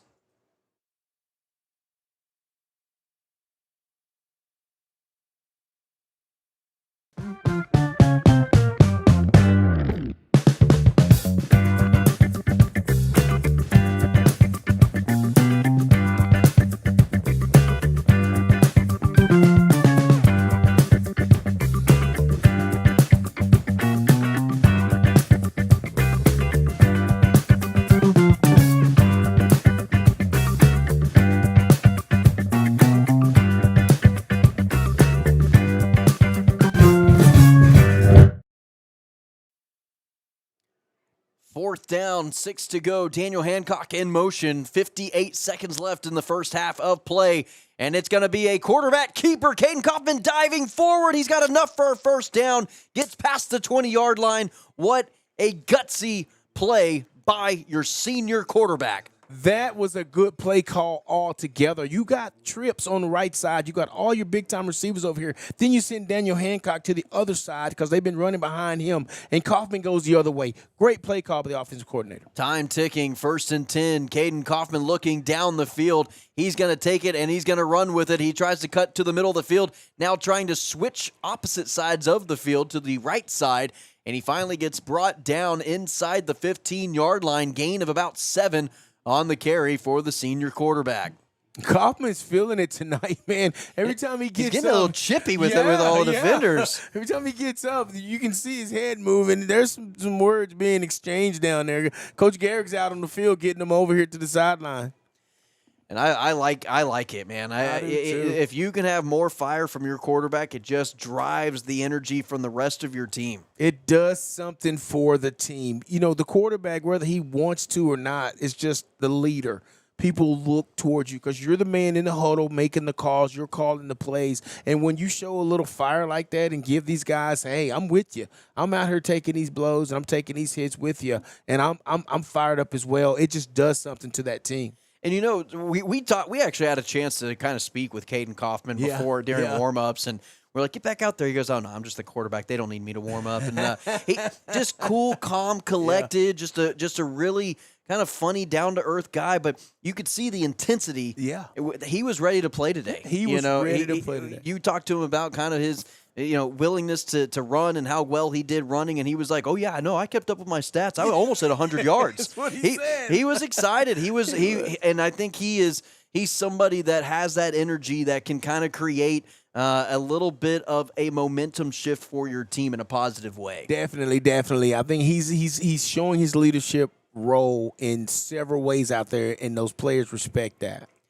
2nd down, he needs about 4 yards to go, and it is a handoff to Javion King, and King making guys miss. King to close to the goal line, diving forward, and they're going to mark him just a yard short of the goal line, and the Connally Cadets in striking distance now within 2 yards of a touchdown score with 19 seconds remaining in the first half of play. 1st and goal with 19 seconds. You couldn't ask for a better situation for the Connally Cadet offense. Caden Kaufman, 2 running backs in the backfield with him. 1 King, 1 Ford. Ford's going to get the handoff. Ford diving into the end zone. Touchdown, Connally Cadets, and that's a bam, Builders touchdown. Bam. Nice. That was exactly how you would want to script it. These Connally Cadets came out big. They kept the ball that whole entire drive. They moved the ball down the field. I don't want to jinx them or anything, but it was pretty much mistake-free. They had a few errors here and there, but that was a great drive by the Connally Cadet offense. Got the ball with 2 minutes and 58 seconds remaining in the first half. They just put points on the board with 16 seconds remaining in this first half. That's impressive. And that's what we expected, starting the season. That's exactly what you want this Connally Cadet offense to do. They did what they needed to do. They threw it when they needed to throw it. They ran when they needed to run it. But the thing that was most impressive was that they knew how to manage the clock. The clock was managed pretty good on that drive. Actually, really good. It was nearly perfect. Yeah. And the best part about that scoring drive, Connally gets the ball first to start the third quarter. There you go. Let's go ahead and take a quick timeout. We'll be right back. That's another Cadet touchdown, brought to you by View Homes Waco. Now building in Robinson and Lorena, these beautiful, energy-efficient homes offer modern designs, open floor plans, and family-friendly prices, all from a builder you can trust. Don't miss your chance to find your perfect fit close to home. Call 254-602-4737 to learn more. View Homes Waco, building life's greatest view. Coming out of the break, it was a just over 2.5 minute long drive for the Connally Cadets to end this first half of play with 16 seconds still left on the play clock, or on the game clock. Connally leads at 14-7, and all they got to do is kick this one off, and hopefully the Lorena Leopards, with no timeouts left, take a knee or just run the clock out and go into the halftime break. But a squib kick over the middle, and it is recovered around the 40-yard line, and that is where the Lorena Leopards offense is going to take over. Now, we've seen Blancett kind of air it out a little bit. I think he has the arm from the 40-yard line at least to get a big chunk play here with 16 seconds. I'm not sure I loved the squib kick over the middle of the field. You know, I'm not understanding it. I hadn't been able to get like that deep with Coach Garrick just yet. I don't know if this is something he likes to do, but I hadn't seen him unleash his kicker just yet. Let him kick the thing as far as he can and let that defense do what they can do. I would have liked to have seen him kick it deeper too. Well, I'm curious now if I'm the Lorena head coach, I'm like, all right, I got it at the 40-yard line. I can at least maybe throw a bomb here. And now Blancett back to pass. Blancett looking down the field. Blancett all day to throw, but he's going to be sacked from behind. And that could possibly do it. Number 17 on the sack, Lawrence Carter. And that is going to end the first half of play with a Connally Cadet sack and a Connally Cadet 14-7 lead at the break. We'll be right back for our halftime report after this.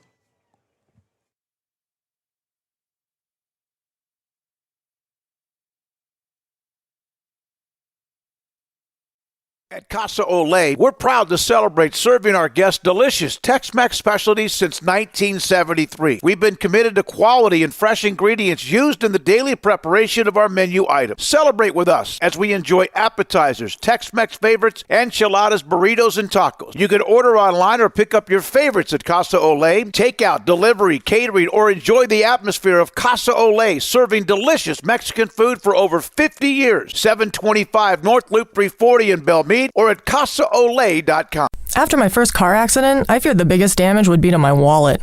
I expected a mountain of bills and a long, drawn-out process. But my Texas Farm Bureau insurance agent was there when I needed her and helped me get back on my feet and in my car in no time. Instead of a hassle, I got reassurance and a quick recovery. Stop by and see our agents at one of our 3 McLennan County locations. Coverage and discounts are subject to qualifications and policy terms and may vary by situation. Hi, I'm Dana Hassel, President and CEO of American Bank. Waco is a great place for business, and for more than 70 years, American Bank has been the bank for business. We continue to invest in our growing community with state-of-the-art branches conveniently located to serve you within minutes. Our experienced bankers, lenders, and decision makers work directly with business owners like you every day, providing tailored solutions, timely answers, and local insights face-to-face. Schedule a meeting with one of our bankers today and find out what makes American Bank the bank for your business. Member FDIC. At Sturdy Steel, we build more than grandstands and press boxes. We build the spaces where communities come together. Based in Texas and serving communities nationwide, we're proud of our reputation for dependable, high-quality work and strong client relationships that stand the test of time. From concept to installation, our team of skilled drafters, welders, and installers takes pride in delivering seating solutions designed to last. With a focus on dependability, transparency, and service, we're here to make the unique needs of architects, contractors, schools, and venues across the country. We ensure every project is seamless, sturdy, and ready for generations of fans to enjoy. That's Sturdy Steel. The Connally Football Halftime Show is sponsored by Casa Olé. We're proud to celebrate serving our guests delicious Tex-Mex specialties since 1973 and located at North Loop 340 in Belmead.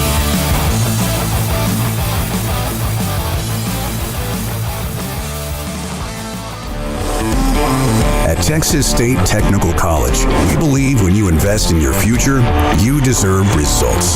That's why we're proud to offer our money-back guarantee program, where if you don't receive a job offer within 6 months after graduating, we'll refund your tuition. Now that's peace of mind. Visit tstc.edu for all the details. Texas State Technical College, home of the money-back guarantee.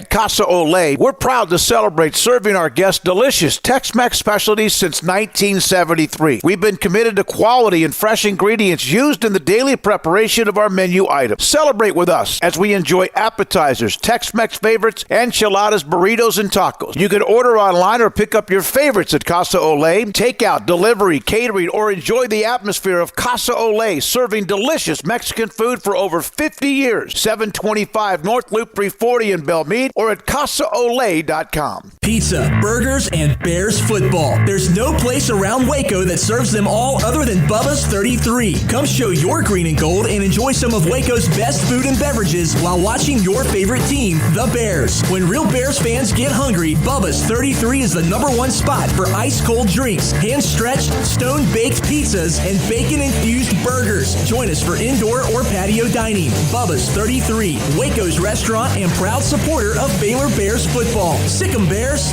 The Motor Trend Truck of the Year is at Allen Samuels in Waco. It's the Make This the Summer Event Drive. Get a 2025 Ram Lone Star Crew Cab, $11,000 off MSRP plus 3.9 for 72 months. Or grab the award-winning 2025 Ram Half-Ton Laramie Crew Cab with $15,000 off plus 3.9% for 72. First responders an extra $500 off. Hot deals, big savings right now. Allen Samuels Dodge Chrysler Jeep Ram in Waco.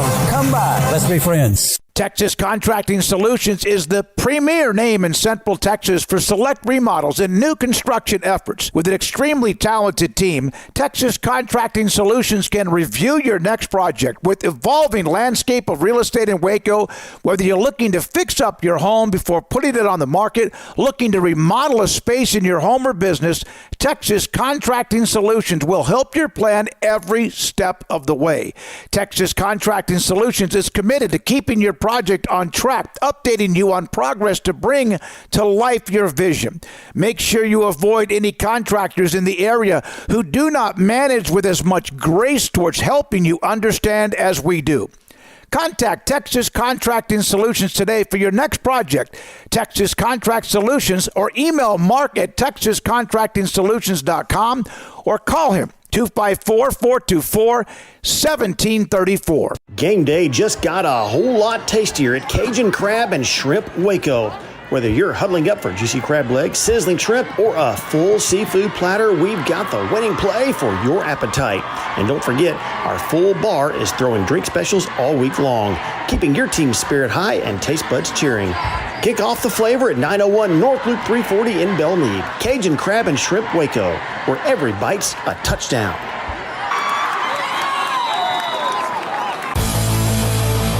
The Connally Football Halftime Show is sponsored by Casa Ole. We are proud to celebrate serving our guests delicious Tex-Mex specialties since 1973 and located at North Loop 340 in Belmead.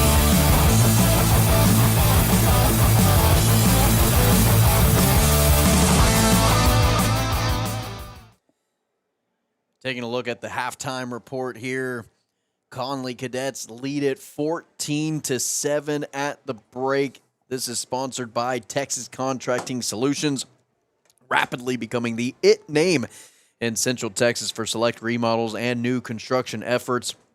There's been 3 scores in this game, 2 of them by Braden Ford, a 4-yard touchdown run in the first quarter, a 2-yard touchdown run to end the first half with about 16 seconds remaining to take the lead. Now, Connally will get the ball to start the third quarter after they won the coin toss. They deferred and elected to kick off to Lorena. They end up getting a stop, and then they end up scoring on the opening possession of the first quarter as well. Limited possession game because both teams have been focused on running the ball so much. That first half, it flew by, only an hour gone of actual real time, and we've had quarters last about an hour long. So the fact that we got through 2 quarters of play, just over about an hour of real time, it just shows me how much these two teams are trying to establish the running game, lean on their running backs, and really shorten this game and prevent big plays from happening, because these two defenses have actually struggled against the run game. And so it looks like these two teams trying to offensively insert that weakness into their game plan and try to get a win here tonight. Again, Lorena Connally, very similar teams on paper. They have a lot of the same strengths, a lot of the same weaknesses, and I think that's why we've got such a good game here tonight. Man, good game is just doesn't even.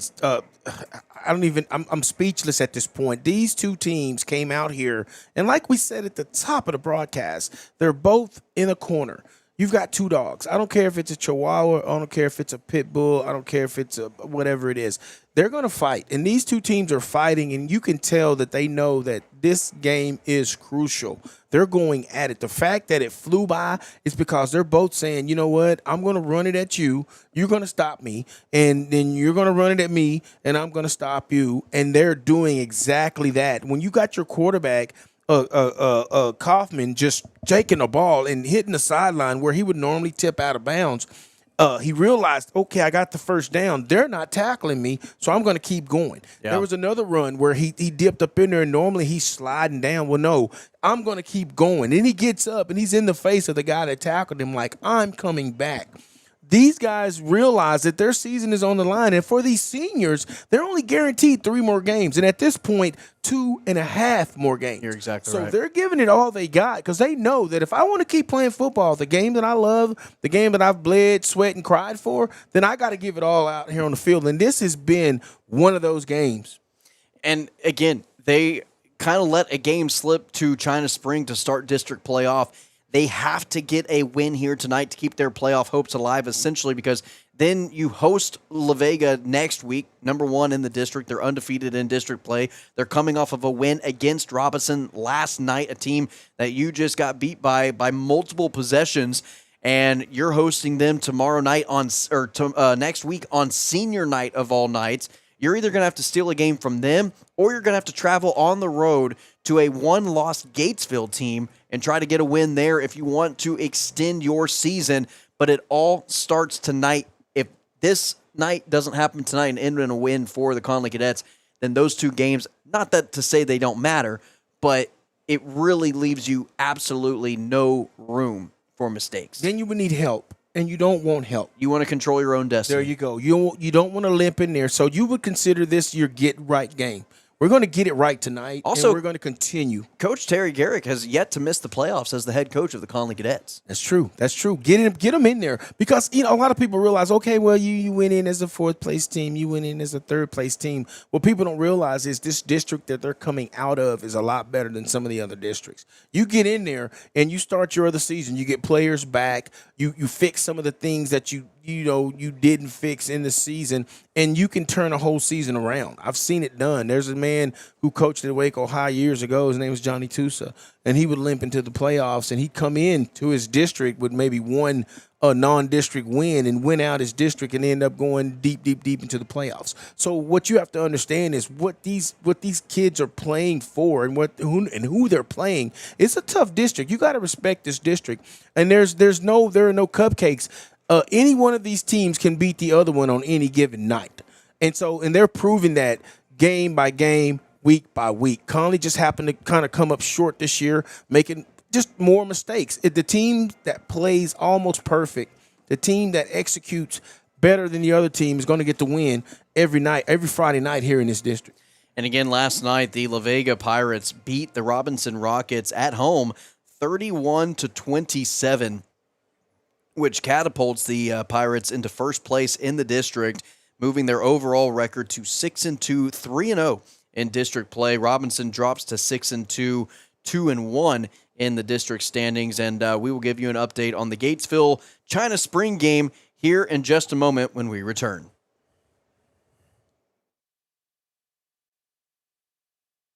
Some say a dog is a man's best friend. But I tell you what, boys, you better think again. 'Cause there ain't nothing better than some cows, pigs, and turkeys too. I love to cover them in sauce down at Rudy's Barbecue. Bring all your friends to Rudy's for some tasty oak smoke barbecue. Next in line. First Central Credit Union's free reward checking gets you in the game. First Central pays 5% APR on checking accounts with no penalties. It's great returns with complete access to your cash. Get in motion with First Central's reward checking that refunds ATM fees nationwide. Enjoy an automatic savings feature that pays too. It's a snap to apply online at firstcentralcu.com. Eligibility and qualifications apply. APY annual percentage rate. Member NCUA. Hi, I'm Dana Hassel, President and CEO of American Bank. Waco is a great place for business, and for more than 70 years, American Bank has been the bank for business. We continue to invest in our growing community with state-of-the-art branches conveniently located to serve you within minutes. Our experienced bankers, lenders, and decision makers work directly with business owners like you every day, providing tailored solutions, timely answers, and local insights face-to-face. Schedule a meeting with one of our bankers today and find out what makes American Bank the bank for your business. Member FDIC. Baylor Scott and White, Southwest Sports Medicine and Orthopedics, the team physicians for Baylor Athletics, specializing in diagnosing and treatment of any and all sport-related injuries. Celebrating over 2 decades of service to Central Texas, they tackle all surgical and non-surgical problems that arise from an active lifestyle. Trust the doctors that Baylor trusts. And when injuries sideline you, don't wait for Monday. Join us at 8:30 on Saturday morning for a post-game injury evaluation clinic. Baylor Scott and White, Southwest Sports Medicine and Orthopedics. We get you back in the game. Game day just got a whole lot tastier at Cajun Crab and Shrimp Waco. Whether you're huddling up for juicy crab legs, sizzling shrimp, or a full seafood platter, we've got the winning play for your appetite. And don't forget, our full bar is throwing drink specials all week long, keeping your team's spirit high and taste buds cheering. Kick off the flavor at 901 North Loop 340 in Belmead. Cajun Crab and Shrimp Waco, where every bite's a touchdown.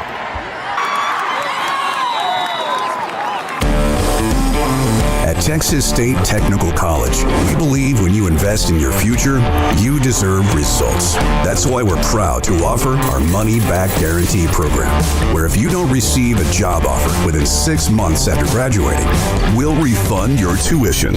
Now that's peace of mind. Visit tstc.edu for all the details. Texas State Technical College, home of the money-back guarantee. The Connally Football Halftime Show is sponsored by Casa Ole.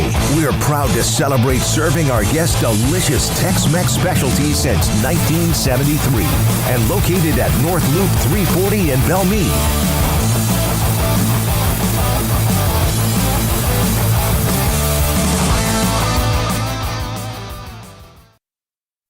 Let's take a look at some scores around the area. If you're just now joining us, I'll give you the update on the Connally Cadet game. 14-7 at halftime, about halfway through the halftime performance. And last night, with the inclement weather coming in, we looked at radars around maybe 10 o'clock, 10:30. The Waco area should be getting hit, and that line of that system should be coming in around that point in time. And we're going to hopefully be, if the second half was any indication of what the first half was, we'll only be here for about another hour, and then we'll be hitting the road. So a lot of these games were either moved up or what have you, and the Robinson Rockets, along with Waco La Vega, they agreed to play Thursday night. So yesterday they played big one in the district, and Robinson losing that one on the road to La Vega 31-27, and that was a 1-2 matchup. So now La Vega has clear control of that number one overall standing within the district, and they are the only undefeated team in district play following that Robinson Rockets game. So moving along, halftime, Midway 28, Killeen Kangaroos 20. A little bit of time left in the second quarter. Waco University 22, Waco Lions 0. Temple Wildcats 7, Bryan 0. That is about 10 minutes remaining in the first quarter play. Remember, a lot of these games weren't moved back, and so we are ahead of time. Some of these teams is just now kicking off. They're only about 20 minutes into their game. So Brian Rudder, 0. Belton Tigers, 21 at halftime. The halftime score to the China Spring-Gatesville game, China Spring 7, Gatesville 21. And Salado 7, Gerald 8. And the Madisonville Mustangs and Sealy, they will kick off at 7:30.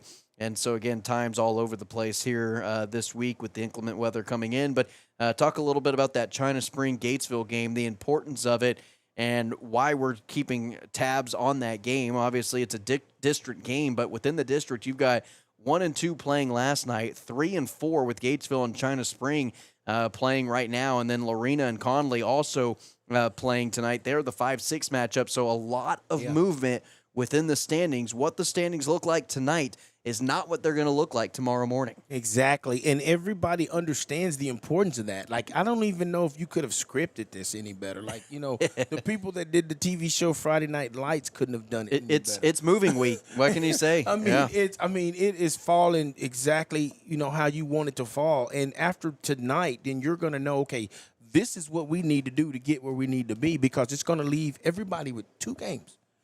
2 games. At that point, you'll know, okay, we can win these 2 and we're going to be here. We can lose these 2 and we're going to be here.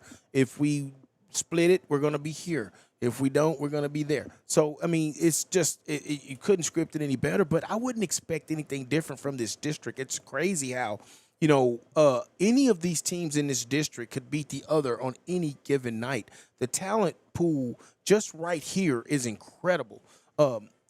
These teams come out if they don't make mistakes, if they play error-free football, and get the calls to go their way. Anybody can beat anybody. I just don't see a dominant team. Now, the records may show a little bit different, but you line them up out there, you got speed everywhere, you've got physicality everywhere, you've got talent everywhere, and you've got just kids that know football. So that's why I love this district, and they know each other. That's what's incredible. Just, with the exception of maybe Gatesville, because Gatesville kind of comes and goes. But for the most part, the other 5 teams in this district, man, they're always there in one way or the other. Yeah, La Vega and Connally, their history goes way back. That's a huge rivalry. And then Robinson, you're maybe within walking distance of their field. Yeah. And so, like you said, even when we were watching the game last week, Connally versus Robinson, a lot of the guys were kind of helping each other up, giving them pats on the back. It's like, it's a cross-town rivalry, but at the same time, these guys hang out with one another off the field, and they go to the Y and they work out together, and they know each other over the years and years of playing, basketball, pickup basketball at the local rec, whatever it is, and so it's a rivalry, but at the same time, there's a respect factor there of, look, we've known you our whole lives, but let's go out there and give them a show. And who would you rather beat? Somebody you don't really know, or your big brother? Or a friend. You got the bragging right. So, when these kids are grown and they're here watching their kids play, they're going to be able to look back at 2025 and say, you remember that year we got y'all? Yeah, absolutely. All right, let's go ahead and take a quick timeout. When we come back, we will give a couple of keys to the second half of success for Lorena and for the Connally Cadets. And then we'll get going in the third quarter right after this.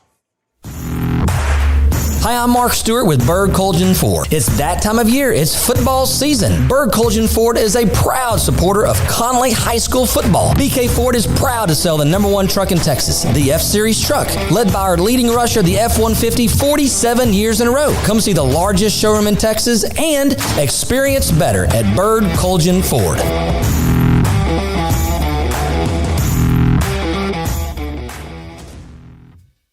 Pizza, burgers, and Bears football. There's no place around Waco that serves them all other than Bubba's 33. Come show your green and gold and enjoy some of Waco's best food and beverages while watching your favorite team, the Bears. When real Bears fans get hungry, Bubba's 33 is the #1 spot for ice-cold drinks, hand-stretched, stone-baked pizzas, and bacon-infused burgers. Join us for indoor or patio dining. Bubba's 33, Waco's restaurant and proud supporter of Baylor Bears football. Sick 'em, Bears! At Texas State Technical College, we believe when you invest in your future, you deserve results. That's why we're proud to offer our money-back guarantee program, where if you don't receive a job offer within 6 months after graduating, we'll refund your tuition. Now that's peace of mind. Visit tstc.edu for all the details. Texas State Technical College, home of the money-back guarantee.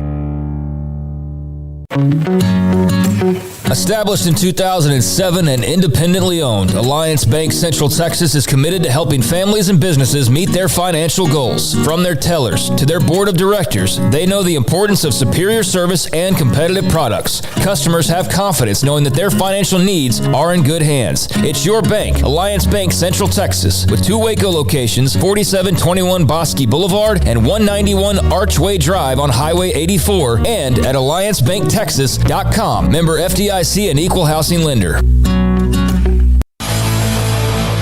This is Connally Cadets football. Here's Tanner Carlson and Dee Brown.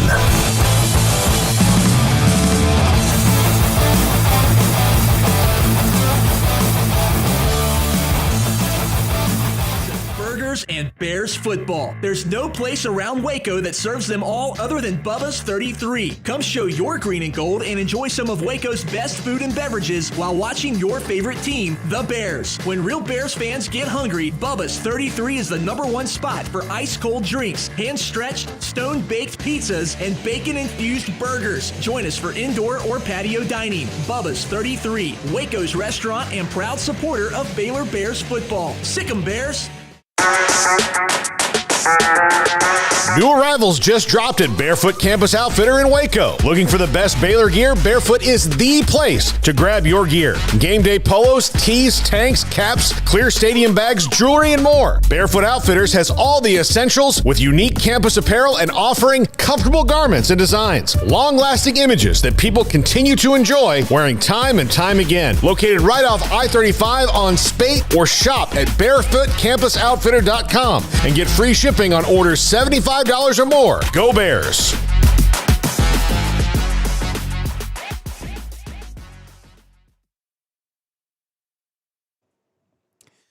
All right, under 5 minutes until the start of the second half, and we always take a little bit of time during halftime to kind of appreciate everything that goes on to make Friday Night Lights happen, all the volunteers in the concessions, at the ticket booths, and all the coaches, from whether you're in the dance team, whether you're in the band, you're a band director, whether you're a cheerleader, what have you, in the ROTC, the amount of people and the amount of time it takes in the training and the practice to make these nights go off and give the community the entertainment value that they know and love here on Texas high school football Friday Night Lights.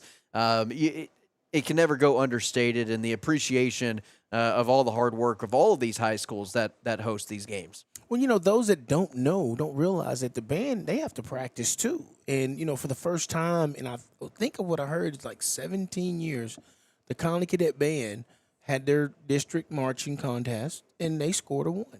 For those that don't know, when you score a 1, that means you did really, really, really, really good. Yeah, you're going to regionals. So now they're going to regionals, and they are excited. We saw the halftime performance. For those of you who are watching on the YouTube, you saw the halftime performance. That is what a 1 looks like. So we want to keep them, in mind tomorrow as they go down there in March and try to move on and maybe take their band to a state playoff. We will not be providing play-by-play for that performance, unfortunately. Well, Tanner won't be, but no.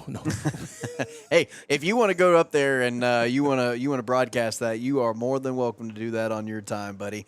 But no, in all seriousness, it is a great night with a lot of people coming together as one community to make these nights happen. And it's always so special each and every night, which is why we cherish them, because you only get so many of them. Yeah, you only get so many, and time is fleeting, and you'll look back and it's gone. So these memories are the things that we try to make, good for people. And those of those who can't come to these games, and they've got family members out here, whether they're in the band, whether they're cheerleading, whether they're in the pep squad or whatever they call it, whether they're trainers on the sideline or actual players on the field, we hope that we can bring you something that will help you remember and relish these times, with those people, because that's what we try to do on Friday nights. All right, let's go ahead and take one final break. When we come back, it'll be the kickoff for the third quarter when we come back.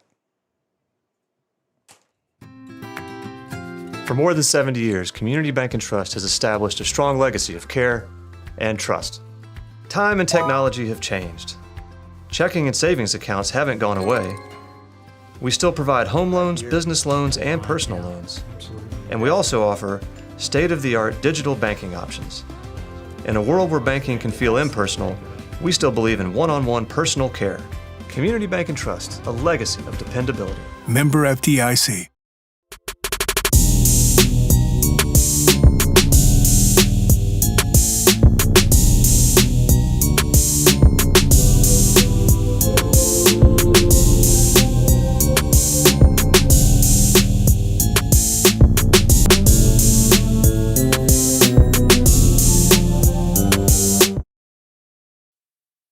Start of the third quarter, and both of these two teams just running out of their huddles, and we will get ready as the Connally Cadets offense will take the field after scoring the final possession of the second quarter. They kind of get a 2-for-1. It's kind of like in basketball, whenever you can get 2-for-1 out there, whenever you get it before the buzzer.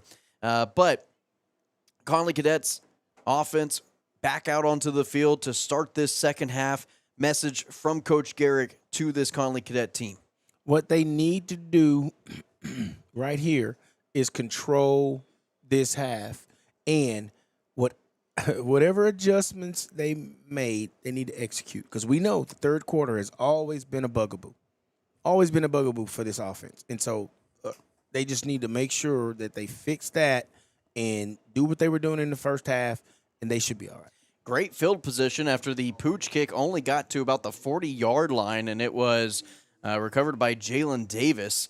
And Davis able to give the Connally Cadets field position at the 40-yard line, and so only need to go 60 yards down the field to get a touchdown and double up their score, make this a two-possession game for the Connally Cadets, in which you said they need all the help and all the positive things going their way in the third quarter, because that has kind of been their stubbed toe all season long. It really has been. And, right now would be the perfect time. Like I was saying, this can be their get-right game. This can be the game that they can look back on and say, that was when our season turned. And they need to do it right here. They need to go out here. I don't see any reason why they couldn't. There's not inclement weather. It's a nice, cool night. Everybody's in shape. There's no cramps. You got who you got on the offensive line. You've made the adjustments you need to make. Now, right here, they need to go and at least, if not score, get a good drive and get the ball down the field. 1st and 10. Trips to the far side of the field on the right side of that offensive line, and it is a quarterback keeper, Caden Kaufman, running. Caden Kaufman pushed out of bounds after a gain of 10 and a late hit, but no flag, no nothing. The referee saying, you guys good? We're good. All right, let's continue play. 1st and 10 coming up on a first down run on the opening play in the third quarter. That's the way this started off. You took the ball from their side, from your side of the field, and put it on their side of the field. If they can continue to do that, this is exactly what they need to do to get this offense going. Inside Lorena territory after one play, and it'll be a handoff to Raheem Fluker. Started the game with a Raheem Fluker reverse. Tried to start the third quarter with a Raheem Fluker reverse, but they blew the play dead, and I believe their Connally Cadets subbed, and they needed to allow the Lorena Leopards a chance to sub, and so they blew the play dead after it was snapped. That's kind of on the officials right there. You got to cover the ball and don't let them snap the ball. 100% on the officials. You don't let them start the play. Now you can't run that play now. Nope.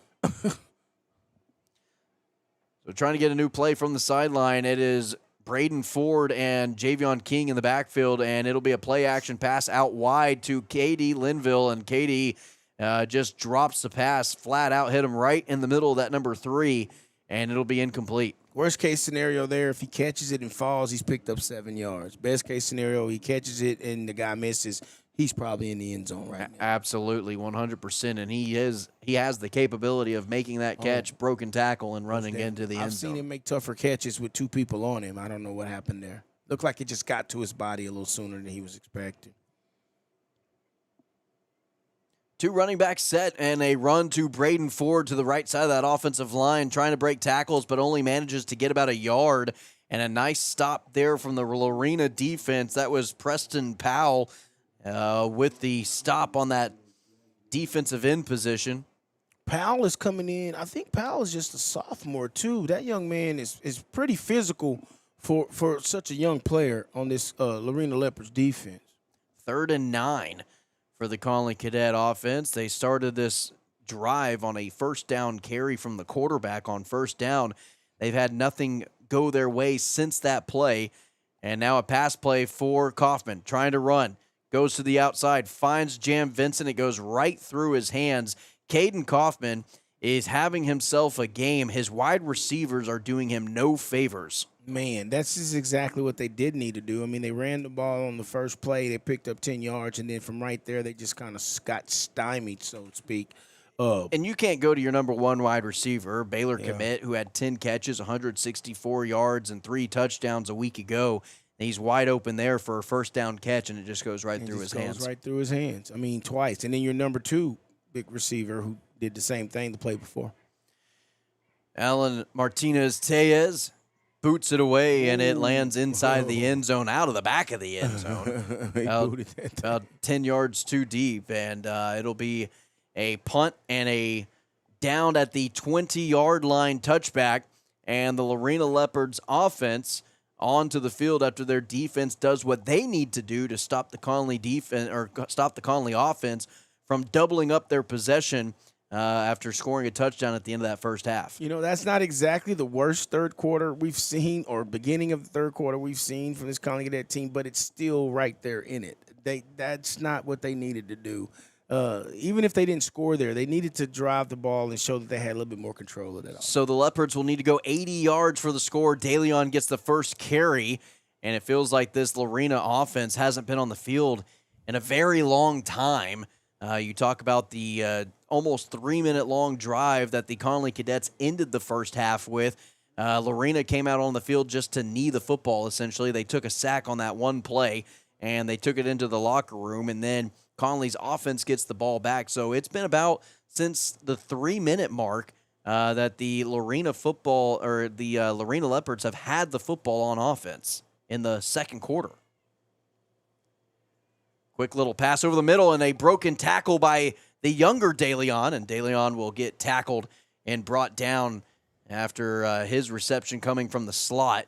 And he goes from about the 20-yard line to the 50-yard line. 30-yard gain for the sophomore, Brock DeLeon. That little dig has been open all night long. They've hit that at least 4 or 5 times tonight, where there's just a crevice right in the flats, about 3/4 of the way down the field, not deep but not shallow, where he's just going and he's sitting. I don't know if the Connally Cadet, I think they're in man, but it's hard to tell because normally if you're in man, you don't have that spot. So they must be in some sort of a zone or a hybrid. But that little dig has been there all night long. They've got to figure out a way to stop that because every time they need a big play, they're going to it, and it's been open all night. A little bit of an issue with the chain gang, but they've now fixed whatever problem they were having on the far sideline, and they will continue play now. And it is nearly caught for a big gain, but it was dropped by DeLeon. In coverage was Jordy Garcia. He was in between 2 Lorena Leopard offensive players, and the ball fell incomplete. 2nd and 10 coming right up. It was good to see Daniel Hancock out there on defense, but now he's coming off to the sideline, and he looks like he is really struggling to do what he can to help this team. That young man is going through something tonight. 2nd and 10, spread look. 4 wide receivers set, running back gets the handoff. It's DeLeon, and he is tackled at the line of scrimmage. Nothing doing. It looked like Vashawn Richardson was one of the first guys there, maybe got a hand on the foot, and he was tripped up, only got back to the line of scrimmage. Richardson was there, Hernandez was there, and you also had Jordy Garcia in there on the play. I mean, that's what it takes. I mean, the first guy doesn't get you. You got to know that there's 2 or 3 others coming. So big third down play here for both the offense and the defense. The defense can get off the field here on 3rd and 10 and give the ball right back to their offense. We're back where we started to start this third quarter. Design quarterback rollout. Bland set. Trying to make something happen. It's intercepted. Adrian Hernandez down at the 40-yard line. And that is the play that could turn the tides for the Connally Cadets. That's what they needed. This defense needed to come up big. Maybe this is the time that this might be the third quarter that the Connally Cadets get it fixed. I told you, this is one of those get it fixed games. They got to get it right here. They got to see what they can do and play a complete game. They've done pretty good so far with penalties tonight, so they've kind of gotten that big bugaboo under control. If they can get some points on the board this third quarter and not shoot themselves in the foot, they may be on their way to a victory. Ball at the 42-yard line, and the Connally Cadets offense back out there. Daniel Hancock also out there, lined up at the tight end position. He's typically your left or right tackle. He's now moving back and forth on whatever side of the line they want to run to, typically. Jam Vincent out there. You've also got C.J. Evans and Katie Linval at the top of your screen on the right side of that offense. They're gonna have the safety over high on whatever side Jam Vincent is on. That's leaving Katie Linval and C.J. Evans one-on-one on the other side. They still got an issue with the chain gain. Maybe just get new chains. Can we figure something out there? They're trying to, or a new gang. I think it's the chain, not the gang. It could be the gang, but I'm pretty sure it's the chain. That's the issue. I mean, something. We might need to take a little bit of a timeout here. Let's go ahead and keep it here. We'll keep it here. It looks like they have figured out the chain issue, and we will continue to monitor said issue. Okay, this goes back to what I've told you before. You always keep baling wire and duct tape. Everybody should keep baling wire and duct tape. Have you always told me that? It's the first time I've heard that come out of your mouth ever. Okay, it's the first time I've told you on air, but I've told you that before. I don't listen to you off I know air. you don't. You never do. Baling wire and duct tape or Gorilla tape. You keep those two things on you at all times, you can fix anything. Yeah, well, they need some baling wire and some Gorilla tape to fix that chain over there on that chain gang. All right, 1st and 10. Caden Kaufman takes the snap. Play action pass over the middle. C.J. Evans off of his hands, and it's intercepted. Brody DeLeon down the sideline. Brody DeLeon making guys miss. Brody DeLeon switches the field, and Brody DeLeon will get into the end zone, a pick six. And the Lorena Leopards are a point away from tying this thing up from a defensive interception for a touchdown. The third quarter hiccups continue. That play was wide open. He put that ball right where it needed to be. If he catches that ball and falls down, I mean, that's a first down, and you're still moving down the field. That was a great ball by Camden. The wide receivers have really let down the quarterback tonight. Really I mean, and he's showing his frustration. Yeah, and that's 3 drops in this quarter alone. We've seen drops earlier in this game as well, as that is a interception for a touchdown. Extra point is good. Game is tied 14 apiece. We'll be right back.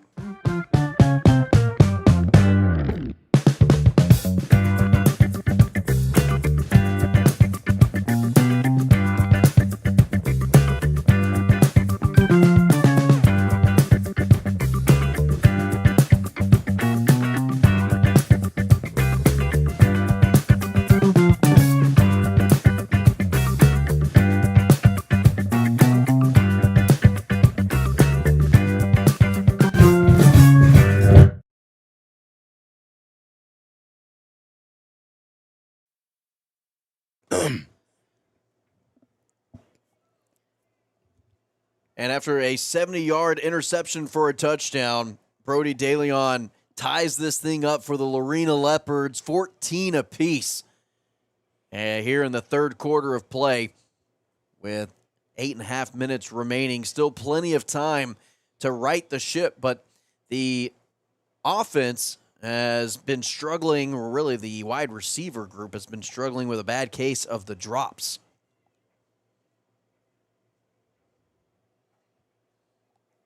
And the pooch kick to about the 30-yard line, fair caught. And the offense for the Connally Cadets will be back onto the field, trying to overcome the turnovers that they've suffered here in the third quarter of play. That interception, the first turnover of the game. And we hadn't had a turnover all first half, and then we had back-to-back interceptions, one from Lorena, and then the Connally Cadets give it right back. That was just, I don't know what to say about that. I'm kind of speechless on it. I mean, you get the ball right when you need it to, and you're moving down the field. And the very next play, you give it right back to him. But not only did you give it back to him, you gave it back to him, and you gave up 6 points on it. I mean, that right there is just incredible. 1st and 10. Caden Kaufman, who has had a good game, brings a man in motion. That's Daniel Hancock, and it is a run to Javion King. And King breaking tackles. King getting enough for a first down, 12-yard carry on first down, and that'll move the chains for the Connally Cadets. The fact that they're moving Daniel Hancock, he is controlling the edge. Every time he either kicks out or closes down, there's a hole there. The running backs know it, and they're hitting it. Run play to Braden Ford. Braden Ford this time switching field position, and now Braden Ford breaks it loose. Braden Ford, touchdown, Connally. That's a BAM Builders touchdown. You give it away, we take it right back. That's what he can do for you. Braden Ford is that type of running back, and he seems to get stronger and stronger. I know that's a cliche. You've heard it. I don't know. But I've watched this young man play football all season long, and even last season, and he does that. The more you give it to him, the more he just goes and goes and goes. I think I'm going to call him the Energizer Bunny. 60-yard touchdown run for Braden Ford. Broke it loose right up the middle, and the extra point from Martinez Tellez is good, and the Connally Cadets retake the lead after giving it right back to the Lorena Leopards. The Connally Cadets up 7 now. We'll be right back. For more than 70 years, Community Bank & Trust has established a strong legacy of care and trust. Time and technology have changed. Checking and savings accounts haven't gone away. We still provide home loans, business loans, and personal loans. And we also offer state-of-the-art digital banking options. In a world where banking can feel impersonal, we still believe in one-on-one personal care. Community Bank & Trust, a legacy of dependability. Member FDIC. That's another Cadet touchdown. Brought to you by View Homes Waco. Now building in Robinson and Lorena. These beautiful, energy-efficient homes offer modern designs, open floor plans, and family-friendly prices. All from a builder you can trust. Don't miss your chance to find your perfect fit close to home. Call 254-602-4737 to learn more. View Homes Waco, building life's greatest view. And we welcome you back after the 60-yard touchdown run, 2-play drive. 60-yard touchdown by Braden Ford. It started with an 11-yard carry from Javion King. They hand it right back to Braden Ford, and he takes it to the house from 60 yards out for his 3rd touchdown of the game. And that ball goes through the hands of the return man out of the back of the end zone. It'll be set at the 25-yard line. I think that might be the first time I've seen the Connally Cadet kicking team just kick it out the back of the end zone. He booted that thing. Yeah, I mean, he can. He's done it. He's done it multiple times this season. But for whatever reason, sometimes Garrett does like the pooch kick. And I never really understood it when you have a kicker who can just kick it out of the back of the end zone. Just kick it out of the back of the end zone every time. End zone, exactly. That young man is got a leg. There's nothing wrong with giving your opposing team the ball at the 25-yard line. Oh, no, I'll take that. Better than 35. Absolutely. Better than the 26. Better than 26. 1st and 10, ball completed to the up man, Zachary Espinoza. He gets tackled, gain of about 6 on the play. That's exactly the play that has been open all night long. That little pocket right there, it's there. It's been there all night. They've got to fix that. Defensive coordinators have got to figure out why that's open. 2nd down, 4 yards to go, and a run by Jackson Bland set, and he gets enough for the first down, but there is a flag on the play. This has been a fairly clean game. Not a whole lot of flags been thrown. I really appreciate the officials, but a holding penalty is going to push back the Lorena Leopards, and now we're starting to get a little bit of a drizzle, some of that inclement weather that they were trying to avoid in terms of postponing or delaying any of the play is starting to roll through. You see the cheerleaders, they're putting on ponchos. You got the fans, they're starting to put on ponchos, and umbrellas are starting to pop up. So a little bit of a drizzle out there. We'll see how that affects play in terms of ball security and just keeping footing out there as we move forward into the remainder of this 3rd quarter and into the 4th quarter. 2nd and 15. Blancett back past the screen pass, and DeLeon is tackled by Bryson Sparkman. Gain of maybe a yard on the play at best, sets up 3rd and 13. Great play by Sparkman. Sparkman, I think his name is perfect because he gets a spark from Daniel Hancock most of the time. But that young man goes, he's got a motor. He goes 100%. He's going to give you everything he's got. That's a great play because had he not made that tackle, I mean, you're looking at least a first down and maybe more.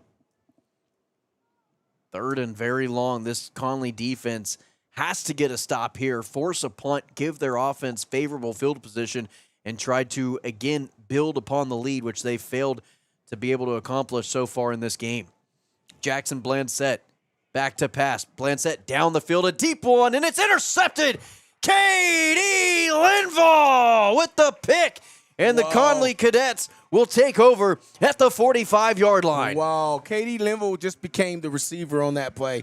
And that's the benefit of having your receiver to play defensive back, cornerback, safety, or whatever, because he just turned when he saw the ball was just way too deep for that receiver because they had him bracketed because you had Jam Vincent coming over the top. So he just looked, okay, my ball goes up and makes the catch. That's exactly what the Connally defense needed to do. If I'm Jackson Blancett, I'm probably having a couple of choice words with Carson Miller, however, because it looked like Miller kind of slowed down and stopped running his route. That gave K.D. Linval a clear opportunity to pick that thing off, and now movement at the offensive line, and that'll push the Connally Cadets back 5 yards. But, another thing, though, sometimes the defensive back can kind of get in your head, and it's almost like he ran the route for that receiver. Yeah. He knew where it was going, and when he let the ball go, Blancett let the ball go, but Linval was like, okay, and he just kind of ran the route for him. Halfway through this third quarter of play, there's 6 minutes, 13 seconds remaining in the third quarter. It is a 21-14 lead in favor of the Connally Cadets, and a Javion King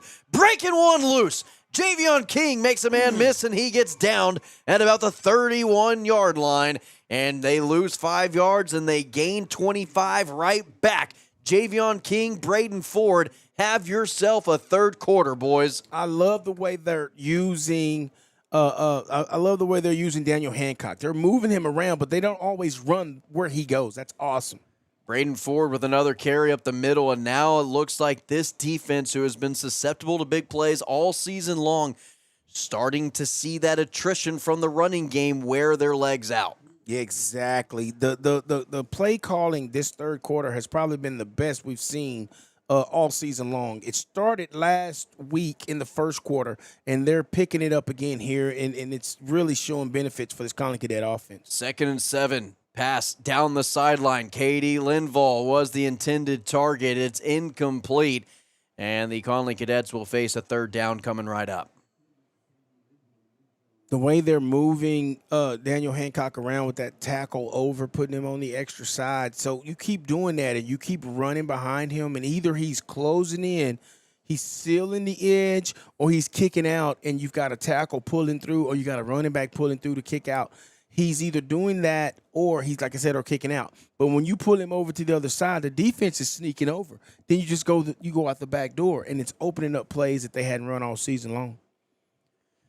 On third down, they elect to play action pass, but it's going to be Caden Kaufman who's going to keep it and maybe gets a couple of yards out of it, makes fourth down more manageable, maybe 4th and 4 coming up. I say you go. Absolutely. I think you go for it as well. I don't think you really trust your kicker, and you're not going to punt it from inside your 30-yard line. You go get this first down, and you keep the ball, and you keep that clock rolling.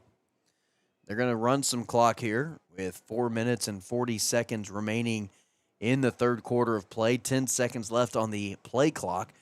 They motion Daniel Hancock to the left side of the line, and they're going to hand it off to Javion King. Javion King trying to push forward. He's going to be short of the yard to gain, and that is going to be a turnover on downs, Lorena football. I'm going. I don't know if Javion King was supposed to turn it up right there, but I'm going a little bit more to the outside. I do believe he had space if he bounced it out to the outside. That's what I'm saying. I'm going outside. You've got, if I had to just line them up and say who I thought had the most speed out there, I would go with Connally. Maybe the play was designed to go inside, but I'm bouncing that outside, and I'm running as fast as I can to that first down mark. If you're a running back, I don't care where the play is designed. If you see open grass, that's where you're running to. Yeah. especially on 4th down. Exactly. Get it. 1st and 10, handoff to DeLeon. DeLeon will try to get something going for this Lorena offense. Katie Linval kind of getting into it with a wide receiver on the outside. That was Carson Miller, the leading wide receiver for this team. 2-yard gain on the play, 3-yard gain. It'll be 2nd and 7 coming up for this Leopards offense. Katie Linval probably a little bit frustrated with his offensive output. However, he does have an interception coming on just a previous drive for this defense. Defense has 2 turnovers in this third quarter, both interceptions. Jackson Blancett rolling out. Blancett trying to get something, and he is sacked. Along with Bryson Sparkman, there was number 17, Lawrence Carter, and also you've got Wesley Turner in on the action as well. It looked like all 3 of the defensive linemen got at least a hand on the quarterback to bring him down for a big sack on 2nd down that sets up 3rd and 20. That's effort. You got a 3-man rush. You got a 3-man rush right there, and you've got all 5 of your linemen. They can't go down the field. For them to get to the quarterback right there was just effort. And that was a covered sack. Oh, yeah, definitely. He had nowhere to go with the ball. Good coverage from the secondary, and it resulted in a sack. He couldn't even break the pocket. 3rd and very long. DeLeon in motion, and you're going to get pressure, a quick screen pass. This time it is completed to Trey Moore. Moore is brought down from behind, breaks the tackle, still trying to churn out some yards, and gets to about the 30-yard line. Picks up 15 of the 20 that they needed. It'll be 4th and 5 coming up from the 30-yard line. If you're the Lorena Leopards, what do you do here? It looks like the punt team is coming out. You got to kick that. Now, the scary part is Jackson Blancett, your quarterback, is also your punter, so you always have to be wary of a fake. True.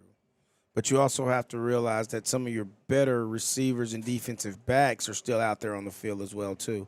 But Connally really need a big play on the special teams. This would be a perfect time for that right now. Jam Vincent back to return. If anyone's going to get a big play for the Connally Cadets, I'll put my money on Jam Vincent to do so. And great coverage, high punt. Takes a Connally roll, rolling to the 50-yard line, and now they're actually going to mark it at about the 40. They're going to mark it at the 44-yard line in Connally territory, and so that bounce, that friendly roll, it must have hit. It hit off of a Lorena Leopard, and so they'll mark it where it hit the defender, and so that's where the offense will now retake possession. And this third quarter, a completely opposite look of what we've seen in that first half of play. It really is. I mean, they're going back and forth a little bit, but the thing that I'm more impressed with is that Connally hasn't shot themselves in the foot. Well, other than the interception, then kind of did it, but they came back. They've recovered. Usually, it's like downhill from here. 1st and 10. Run to Braden Ford, trying to find any type of real estate. Maybe finds 2 yards at best, and that'll set up 2nd and 8.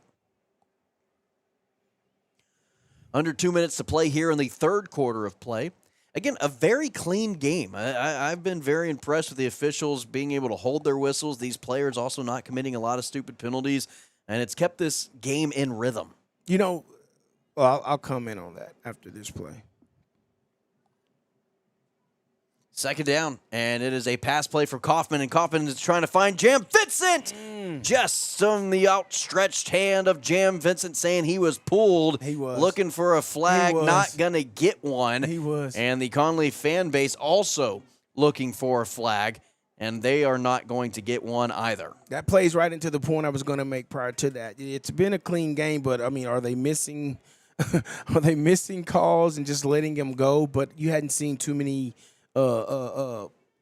coaches out on the field complaining, so I guess they're okay with it. But that right there was clearly a miss. That should have been a pass interference. 3rd down, 8 yards to go for this Connally Cadet offense. Cannot afford another 3 and out. They're going to run it to Braden Ford. Braden Ford breaking tackles. Braden Ford diving forward. Braden Ford with the extra effort gets the first down on 3rd and 8. He gets 9 yards and moves the chains. We were talking about the dogs in the corner. That was a dog move right there. Braden Ford refused to go down. He was grab pulled. He turned backwards and got that first down. That's what you need in a game like this. 70 seconds on the game clock here in the third quarter of play. And it'll be another run to Braden Ford. Braden Ford trying to go outside, tries to cut it up the middle, but is brought down by Hudson Griffin. And it'll be 2nd down and 9 coming up.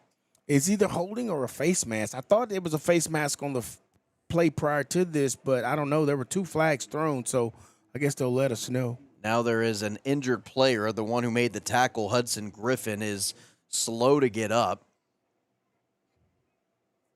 And now we'll see what the call is going to be made out on the field.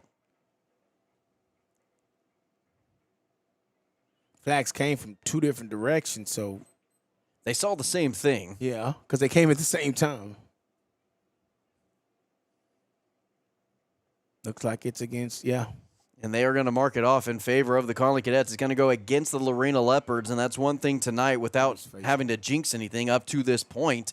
The Connally Cadets have won the penalty battle. Yeah, they have. And that's been something, which is something that they've struggled with all year long. They really have. In terms of getting bad, untimely penalties that push them back and stall their drives. He never really said what it was. I'm thinking it may have been a face mask because I saw him turn around and his head go down. It was a 15-yarder. Yeah. So, and then another run here to Javion King. Javion King runs, and he gets 9 yards, maybe 10. And they'll give it to him 1st down for the Connally Cadets. Javion King is trying to let Mr. Ford know, hey, bro, I got you. You go, I go. You know. And we mentioned Javion King's name against Grandview in week 3 of the season as to why he's not getting more carries. He does a good job of spelling Braden Ford. I know you want to get your talent on the outside at wide receiver involved in the game, but, man, a 2-headed running attack like you have in Javion King and Braden Ford has really paid dividends here tonight. Braden Ford, another run. Braden Ford dragging defenders. He dives forward close to a 1st down. There's a flag on the play in the area of holding, and this is 10 yards coming back in the other direction for the Connally Cadets. But that's definitely something that they can look at moving forward. This is something they haven't done. I was talking with Coach Garrick earlier this week, and I was asking him about some of the different things we've seen later in the season. I'm like, Coach, are these things that you were holding on to on purpose to bring in later, or are they just kind of organically happening? And he said a little bit of both. Some of those things they were waiting on to kind of see, but then a lot of them are just happening out of need. And that's going to do it for the third quarter of play. That holding penalty will bring us to the opposite side of the field. They'll move to the far 30-yard line, and we will take over from there after this quick break. The final quarter of play, Connally 21, Lorena 14. Texas Contracting Solutions is the premier name in Central Texas for select remodels and new construction efforts. With an extremely talented team, Texas Contracting Solutions can review your next project. With evolving landscape of real estate in Waco, whether you're looking to fix up your home before putting it on the market, looking to remodel a space in your home or business, Texas Contracting Solutions will help your plan every step of the way. Texas Contracting Solutions is committed to keeping your project on track, updating you on progress to bring to life your vision. Make sure you avoid any contractors in the area who do not manage with as much grace towards helping you understand as we do. Contact Texas Contracting Solutions today for your next project. Texas Contract Solutions, or email Mark at texascontractingsolutions.com or call him 254-424-1734.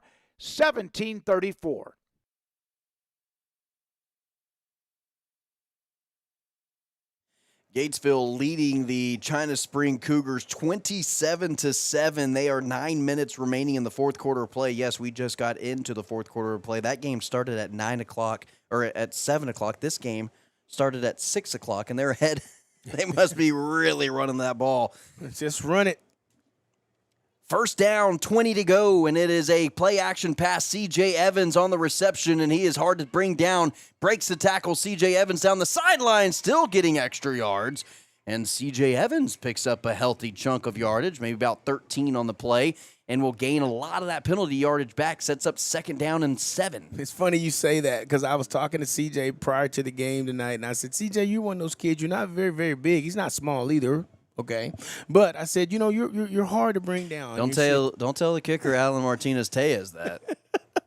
I won't. He took offense to that. He really did. He's looking for me right now. He sure is. He called you out. He did. As He said, no, he asked me if I was the guy. He was a teenager. I said, teenager who called you out, No, who is on the no. radio saying, "Are you the one who called me small?" And I said, no, it was Tanner.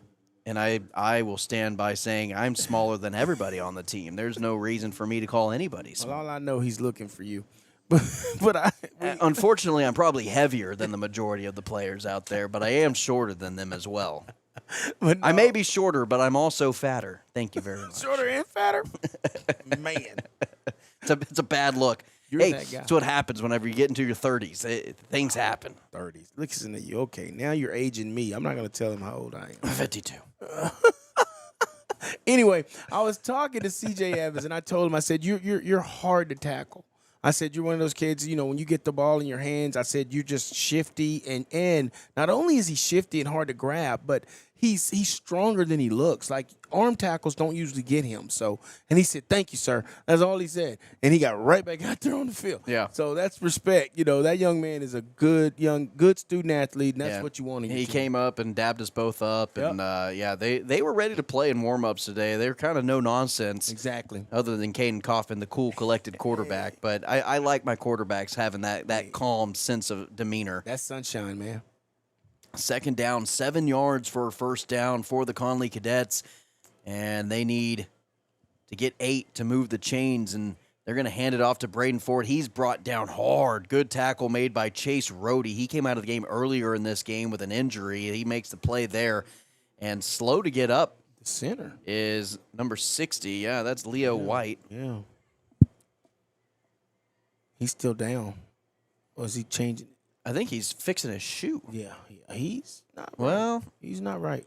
He's trying to figure it out. Yeah. He may have gotten dead leg there, and he's just trying to get feeling back in his thigh because, trust me, we've all been there. Oh, yeah. And now I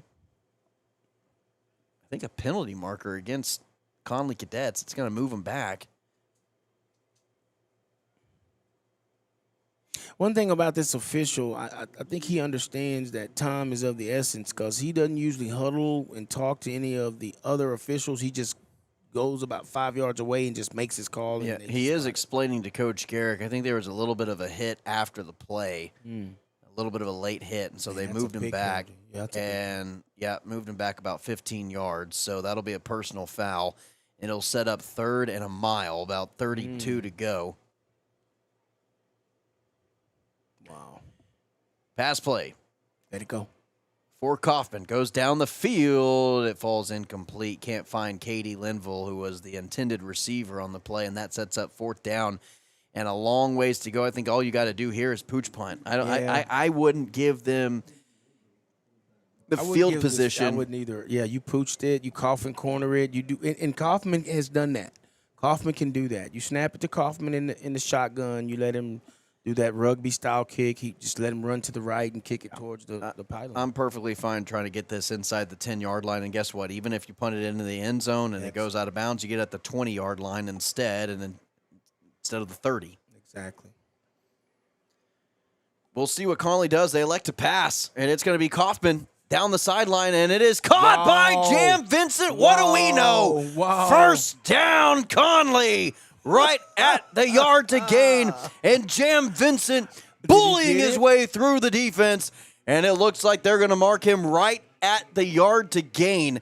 He's short. They're marking him short. The offense is staying on the field, and they are going to move the chains. First down, 1st and goal on 4th and a mile. Wow. What a play and what a catch by Jam Vincent. What do we know up here in the booth? That's why we're not down there calling plays. Exactly. What a play. He just throw it up to your best player and say, okay, make a play for me. He said, go get this rebound. He went up and got it. Yes, sir. That's probably all he said. Yes, sir.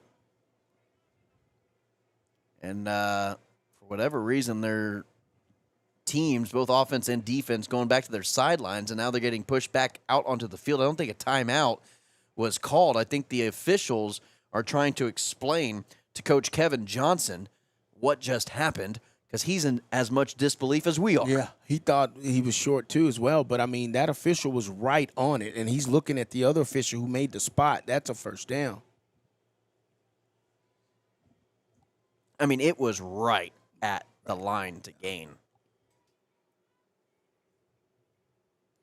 Puts Daniel Hancock in motion, moves him to the right side of the offensive line, and they're going to run it right to that side, to the outside. Braden Ford lowering his head, getting maybe a yard, staying in bounds, which is the best thing he could possibly do at this moment in time. Yeah, you want the clock to run. Other than get into the end zone, of course. Exactly. You want the clock to run, but you want to keep gaining yards. You want to keep possession of the football. You're in a good spot right now, and you just want to keep moving the ball, clock to run, put points on the board. And I would lower that play clock as low as I possibly can before I snap this thing off. They're going to snap it with about 15 seconds remaining on it. And Caden Kaufman out running for his life. There's a hold, and he's going to get hit. He's going to get tackled. He is going to get rid of the ball. Incomplete, but there are 2 flags on the play, and they both to be in the area of holding. We'll see. And Daniel Hancock, man, he is out there battling. Right now he's hunched over. He's holding his ribs. He's trying to catch his breath. Obviously doesn't feel good. He's been over here on the bench, and he has, we'll just say he has his own personal trash can in front of him. He does. Yeah, so they're going backwards. They make a play to get inside the 5, 10, and now they're going backwards. But, that's really not that terrible because where they are on the field position is not so terribly bad, and the clock is still running. They're going to get time off the clock, and they're going to get to run some more plays and maybe get an opportunity to get another first down or a touchdown. So they were at the 4-yard line, and now they're sitting at the 24, a 20-yard penalty? I'm confused as what the call was. It was intentional grounding. Gotcha. Okay. Well, that should still be a 15-yarder. Oh! And a sack on the backside, and Caden Kaufman barely able to hold on to the football as he got hit from behind. He got rocked. And the most impressive part, again, he didn't fumble on that play, and it looked like the ball was trying to come loose, but a 4th down following the sack by Chase Rohde, who has been in on a couple of big plays here in this drive alone. The fact that Kaufman, like you said, is holding on to the ball like that with his hand taped up like it is, and even throwing the ball like he's doing is impressive. He's shown some toughness. He's done that all season long. But the way he's been running the football and kind of willing his team to win is just impressive tonight. Connolly's got 5 seconds to snap this football. 3 seconds. 2. 1. And there's a delay game, and there it is right there. Yeah, it took way too long. That's more so on the coaching staff. Yeah. They were still trying to get the play in from the sideline than they were more concerned with actually getting the ball snapped. Now, I know they wanted to run some clock there, but, yeah, they had to have. But, yeah, it just took them forever to get the play in. The quarterback and the receivers, they were all still looking over on the sideline, and they were still getting the play in. There was only 5 seconds left on the play clock. So you're looking at 4th and 31 right now? Yep, 4th and 31. And a quarterback run is not going to get that done. He is tackled again by Chase Rohde, and he gets that stop. He got the sack. He got another tackle earlier in this drive as well. So Rohde, a big-time part of the Lorena stop there. This game remains a 7-point game on a turnover on downs where the Connally Cadets will turn it over at the 26-yard line. You were inside the 4. The 4. That is not what they needed to do right there. I mean, I know penalties come at, like we say, the worst time, but that stream of plays right there was just the worst thing that could have happened for Connally at that point in time. Inside the 4-yard line, you end up turning the ball over on downs inside the 25. A screen pass falls incomplete, and a yellow flag out on the field. And, of course, we mentioned how clean the game is being played and how well these two guys or these two teams are going at it. The rhythm of the game is really nice. And then all of a sudden in the fourth quarter, we've had more flags in this quarter alone than we had in the entire 3 quarters prior. Broadcasters jinx. That's what we do best. Oh, yeah, we're good at that. But you're the greatest. Thank you. The Hall of Famer. Appreciate it. Now let's see if I can jinx the Lorena Leopards here at the automatic first down. See what happens. And it'll be a run play to Brady DeLeon, and DeLeon is running forward, and he actually that is a late hit and a bad play made there. It was really poorly executed. Wesley Turner picked up the running back and basically just threw him out of bounds. Completely unnecessary. That's going to add on 15 yards to an already 9-yard carry that was good for first down, and that'll give him an additional 20 or additional 15 after the play. Wow, I don't understand that. I mean, you've got to know you're out of bounds. You're at home. You know the field. You see you're standing on white. He's out of bounds. You let him go. Well, and you also can't pick up players and throw them. Yeah, true. It doesn't matter if you're out of bounds or inbounds. You can't do that. Not everybody's able to pick up players. If I was capable of doing it, I probably would too if I'm Leslie Turner, but you're not allowed to do it. Regardless if you're able to do it or not. Don't pick me up and throw me. So 1st and 10, and Coach Terry Garrick wants a timeout, and this looks like a time where he has done in the past, getting his guys together, getting them settled down, getting everybody on the same page. We'll take it with them. We'll be right back.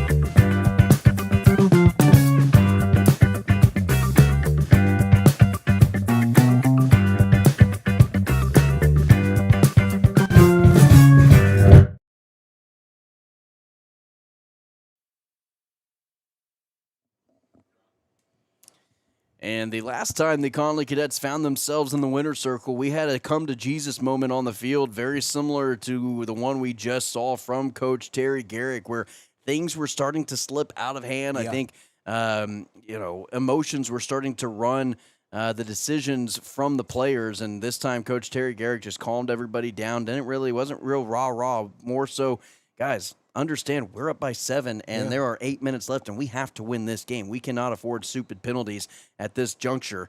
And another 10-yard carry or a 10-yard pass play. Actually, they're going to mark him about a yard short, be 9 yards, 2nd and 1 coming up for Lorena.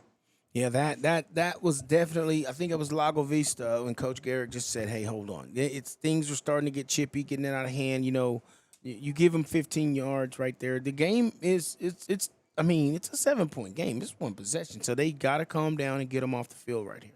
Lorena driving, and the defense desperately needs another stop. It's a big pass play. Jackson Blanchett will take it and run it. Instead, he'll stay inbounds, tackled by Vashawn Richardson. Also on that tackle was Lawrence Carter, and a first down. But the clock is going to run as soon as this ball is placed and set up, ready to go. I honestly think this is Connally's best defense. I don't think they can throw the ball, especially deep, on the Connally defense. But what they've got to do is make sure those linebackers are covering the shallows. They've been killing them in the shallows. So I've been looking for passes in the shallows on either side. 1st and 10. And a play-action pass completed to Carson Miller, and Miller trying to make something out of nothing. He stays inbounds, dives forward, and is close to a first down, but it's going to be 2nd and about 2 for the Lorena Leopards. And again, this Lorena Leopards team is gaining 7-8 yards a pop, and they are just slowly getting down the field. You got to get your corners up. You've got to get them up and press them in. Jam Vincent's going to line up at corner, go away from safety. Yeah. And now it's DeLeon, a run up the middle, and DeLeon enough for a first down. That's a good carry, again, for a gain of about 7 yards. Every play Lorena has ran been very balanced, and it's been a solid 5, 6, 7, maybe even 8 yards every single time a player touches the ball. 1st and 10. Jackson Blanchett, run to DeLeon. DeLeon running. And he's brought down. Bryson Sparkman on the tackle, gains of about 4. Yeah, they've got to get a stop here. I mean, if you can keep them out of the end zone and maybe hold them to 3, that's a victory for the Connally Cadet defense. Well, I don't think Lorena is going for 3 in a situation like this. They're going to go for it on 4th down. True. I wouldn't go for 3, but, 6 yards for a first down inside the 20-yard line, the red zone of the Connally Cadets. And it'll be a play-action pass. Jackson Blanchett looking, feet set, throws to the end zone. It goes way out of bounds. And a third down coming up for the Leopards. And this Connally defense has struggled on third down getting off the field, but you know that they've got 2 more downs to try to get a first down. Yeah, because they're going to go for it. They're definitely going to go for it. I mean,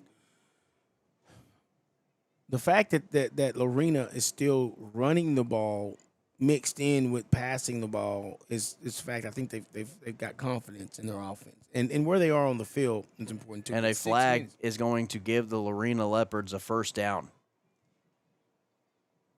What was the flag? Wow. It had to have been something after the play or at the very end of the play. But a 1st and 10 from the goal line. Good play. And a tackle made behind the line of scrimmage. I believe that's Jordy Garcia on the tackle. Jalen Davis. Yeah. Yeah.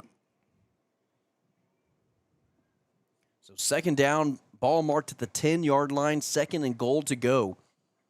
And the Connally defense trying to make a possible game-winning stop if they can keep Lorena out of the end zone on this drive. There's 5 minutes, 48 seconds remaining in the game. Lorena, 3 timeouts. Connally, 2 timeouts. And a flag, and that looks like false start. And it should push Lorena back 5 yards. Yeah, these penalties didn't show up to the 4th quarter. Now, I've always kind of had this notion, is that if you get a false start inside the 10-yard line, you kind of give your offense a little bit more breathing room to make something happen. You do. Because it shrinks the field. The closer you get, the harder it is to score. And I've always thought, if you're in that 10 to 15 range, I'd rather be there than inside the 5 sometimes. Opens up your playbook. And there it is, right there on cue. Jackson Blanchett delivers an absolute dart over the middle of the field. Brock DeLeon with the touchdown and down by 1 with 5 minutes, 23 seconds remaining. An extra point away from tying this thing up. It is hard to stop a slant like that. When you know, and only thing behind you is the back of the end zone. Nobody's coming up behind you. You just run that slant, get the ball, and go down. I mean, that was a great play call by the Lorena Leopards offensive coordinator. High snap, and it's blocked. It's blocked. The Connally Cadets have it, and they maintain the lead. They just have to go down. I don't know what you're fighting for. I don't either. Wow. Unbelievable. It was right up the middle of the line, and I'm not entirely sure who got their hand on it, but it may have been Vashawn Richardson. And now what is happening? Safety. They're saying they blocked it in the field of play and they went into the back of the end zone. Surely forward progress has got to be called there and stopped. I've never seen that. No way is that a safety. No way is that a safety. That is Can you get a safety on unbelievable. An extra point? That was a... He established, they're saying what he did was he recovered the football, established himself in the field of play, and then ran backwards and wasn't hit into the end zone and brought down for a safety.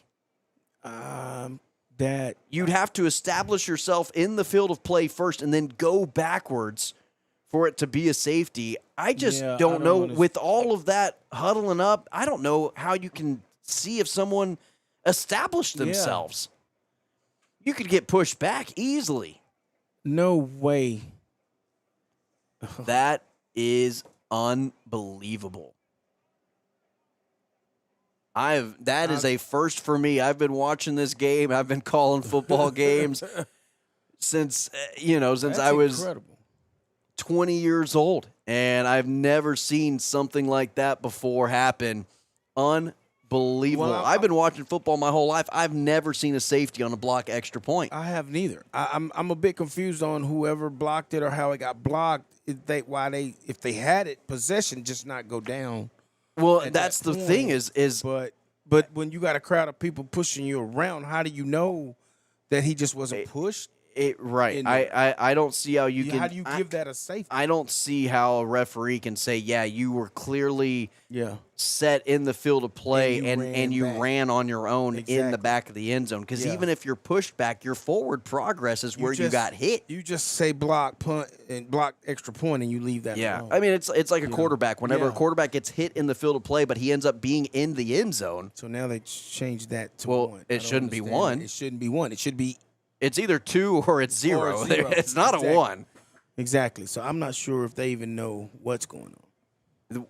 There's no, they have the scoreboard 21-21. There's no way that it's that. It's either 20 or 22. It's not a safety and it is just a 1-point conversion. That is bizarre. I'm going to need to talk to a coach or something about what the ruling is on that and how that works. Because if they're not calling it a safety and they're saying it's a 1-point play where Connally blocked the extra point but went into the end zone and got tackled, that's only worth 1 point. Yeah. How is that? That's what the ruling is. Yeah. Apparently. Unbelievable. Well, no harm, no foul, I guess. Seems pretty bizarre to me. I'm a little confused myself. 5 minutes, 23 seconds remain, and the Connally offense has the ball and can take the lead and win the game on this drive right here if they take enough time off the clock and score either a field goal or a touchdown. But they're going to run some clock here with a 2-yard run up the middle to Braden Ford, and that'll get us to the 5-minute mark here in the rest of this game. Second down. Go. It looks like the offensive line is wearing down a little bit. A lot of negative plays in the last 2 possessions for the Connally Cadet offense. They have gone backwards more times than they have gone forwards. You're looking at 3rd and what are we looking at? 16? I mean, 3rd 16, 3rd 17. What is that? They've got to figure it out, and they need a big play right here. 3rd and long. Kaufman back to pass. Kaufman trying to get down the field. He does get it completed, but only for a gain of about 5. And getting to the original line of scrimmage is where that pass is going to be completed to C.J. Evans, and that'll be at the 25-yard line. And you can't do anything here but punt the ball. Exactly. You need Tellez to flip the field, and hopefully your defense can get the ball back. I'm still beside myself on the extra point. I can't stop thinking about it. Yeah. I would really like some clarification as to what the ruling is and what the actual rules are on that. And how is it 1 and not 2? Because he did the safety. I mean, I could see there being a rule of if you get a safety on an extra point, then it's only worth 1 point. It's not worth the 2. I could see that being a rule. I've just never heard of it, to be quite frankly with you. I don't know if I've ever seen it happen before. I don't think I have either. Either way, we got to move on, but still, it's a huge point in the game because the Connally Cadets get that block. They're up by 1 point. You can kind of play this thing a little bit differently, but an offense to go 3 and out right there, no matter what the situation is, was bad. Not good. Yeah, was bad. And then you're punting into the wind, so that wasn't a very good punt right there, and they're getting it at midfield. Yep. They need 51 yards, the Lorena Leopards do, to win this football game and put ice on it after trailing the majority of this second half. And now they've got the game tied up and an 8-yard carry by DeLeon to start this drive.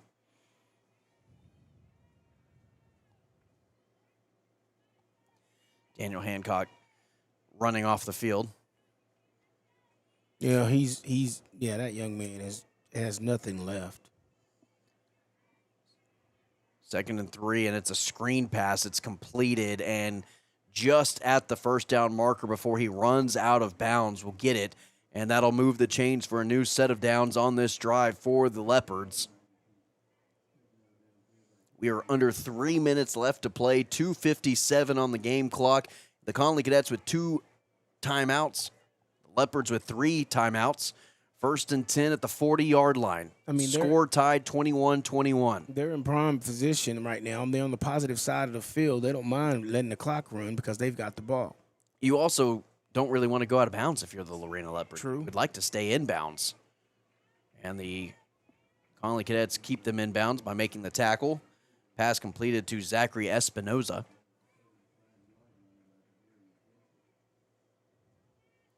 A lot of guys coming off the field getting looked at by trainers and just bumps and bruises. Everybody's a little banged up at this point in the season. Yeah.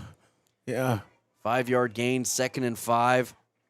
Need to get to the 30-yard line for the first down, and a Jackson Blanchett hit behind the line of scrimmage, loses about 3 yards on the quarterback keeper, and the defender that made him basically give himself up was Wesley Turner. And the turf monster. I don't know if it was the turf monster as much as he just kind of gave up and was like, I don't want to take this hit. He's he looked like he lost some footing too. But He could have. It's a little wet out there. 2-minute warning, and only 2 minutes remaining in this football game at Cadet Field. Lorena driving down the field, ball at the 38-yard line. Game tied 21-21. Stay tuned to see how the exciting finish of this one ends when we come back.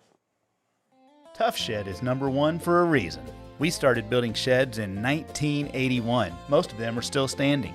That's because our sheds are made to last right here in the USA. Customize yours to get exactly what you want. Then, we deliver and install for you. With finance and payment options, you might be surprised at how affordable a Tough Shed is. Design your dream shed or garage at toughshed.com and visit our Waco showroom located at 7705 Woodway Drive near Santa Fe Drive.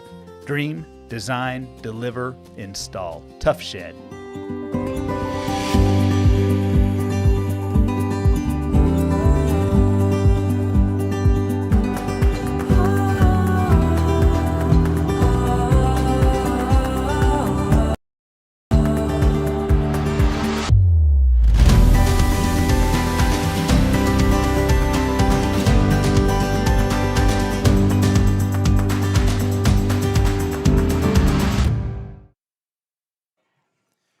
Third down, game tied, and it is a screen pass over to Miller, and Carson Miller breaks it free.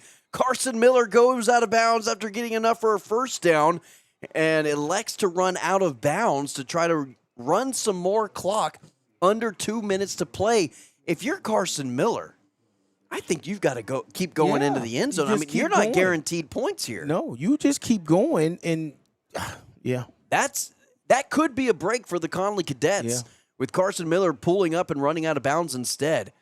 But there is a minute 53 remaining. Again, Connally has 2 timeouts to work with following that 2-minute warning.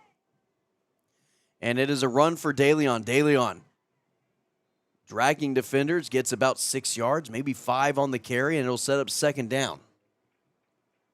Yeah, the Connally Cadet defense is, they're just going to, right now, it looks like they're just going to stay in the middle of the field and let the clock run. And that's fine, but if they're going to settle for a field goal here, you just had an extra point blocked. Yeah. So I don't. There's no guarantees. If you have a chance at points, you take the points. Take the points. Well, I think they're seeing that they can just pick up 5 and 6 and 7 yards every time they're running the ball. Yeah, and that's exactly what they do on second down and pick up the first down inside the 10. So it'll be first and goal to go. No first downs awarded from this point on. And again, a minute 18 left, and the clock is rolling. They're just feeling the confidence, the momentum, which has been kind of floating around the stadium all night. Nobody's really had it. The momentum has just shifted to the Lorena Leopards. They need 10 yards to try and win this football game with 60 seconds remaining, and DeLeon getting about 5 of those right there, maybe a yard past that 5-yard line into the 4-yard line range, and they are going to continue to run this clock.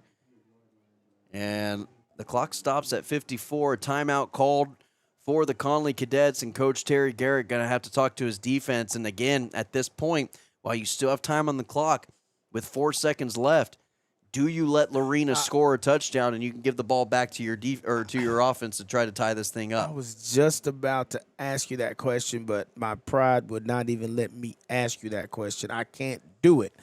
I think the smart play is it's a tie game. You just stop them. You just don't let them score. You could. Hey, there's nothing wrong. There's nothing wrong with that. But I can't do it. Hey, I'm not arguing one way or the other because, yes, you can still stop them and it stay a tied game, and you take this thing in overtime.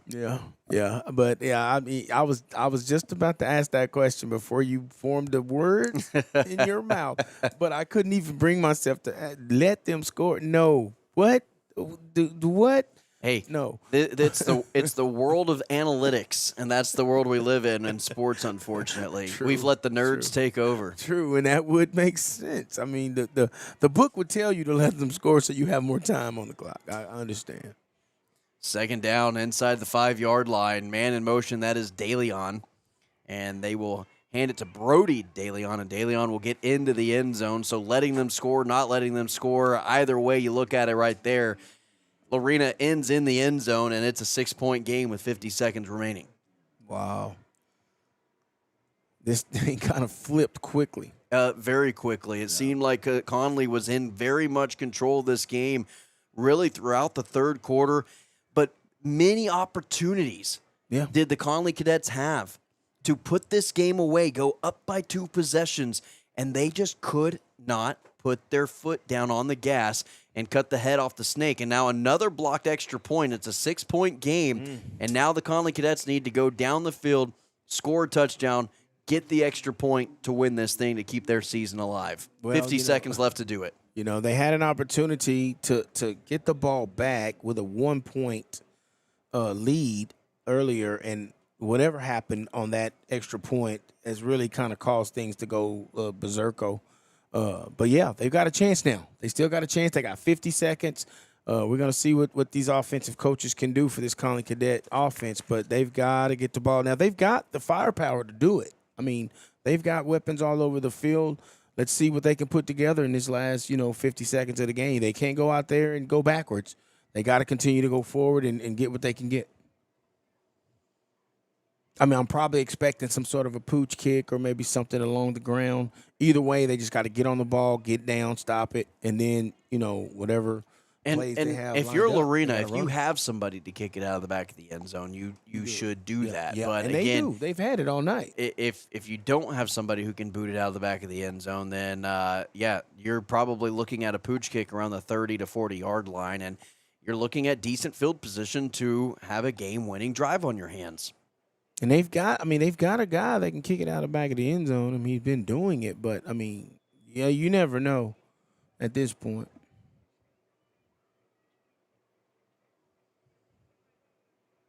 So we will see on the kickoff how the Connally Cadets come out and respond as the kick will go out of the back of the end zone, and they will start at the 25-yard line. The Connally Cadet offense takes the field, and they have been anything but productive on the offensive side of the ball here in the fourth quarter of play.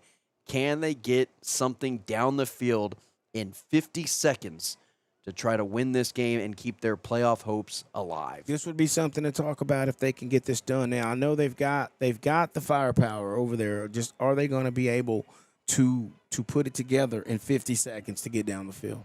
1st and 10. Caden Kaufman gets the snap, and there is a whistle blown and a timeout called from Lorena, and they kind of wanted to see, I think, what Connally was going to set up and run in that situation. They call a timeout. We'll take it with them. We'll be right back.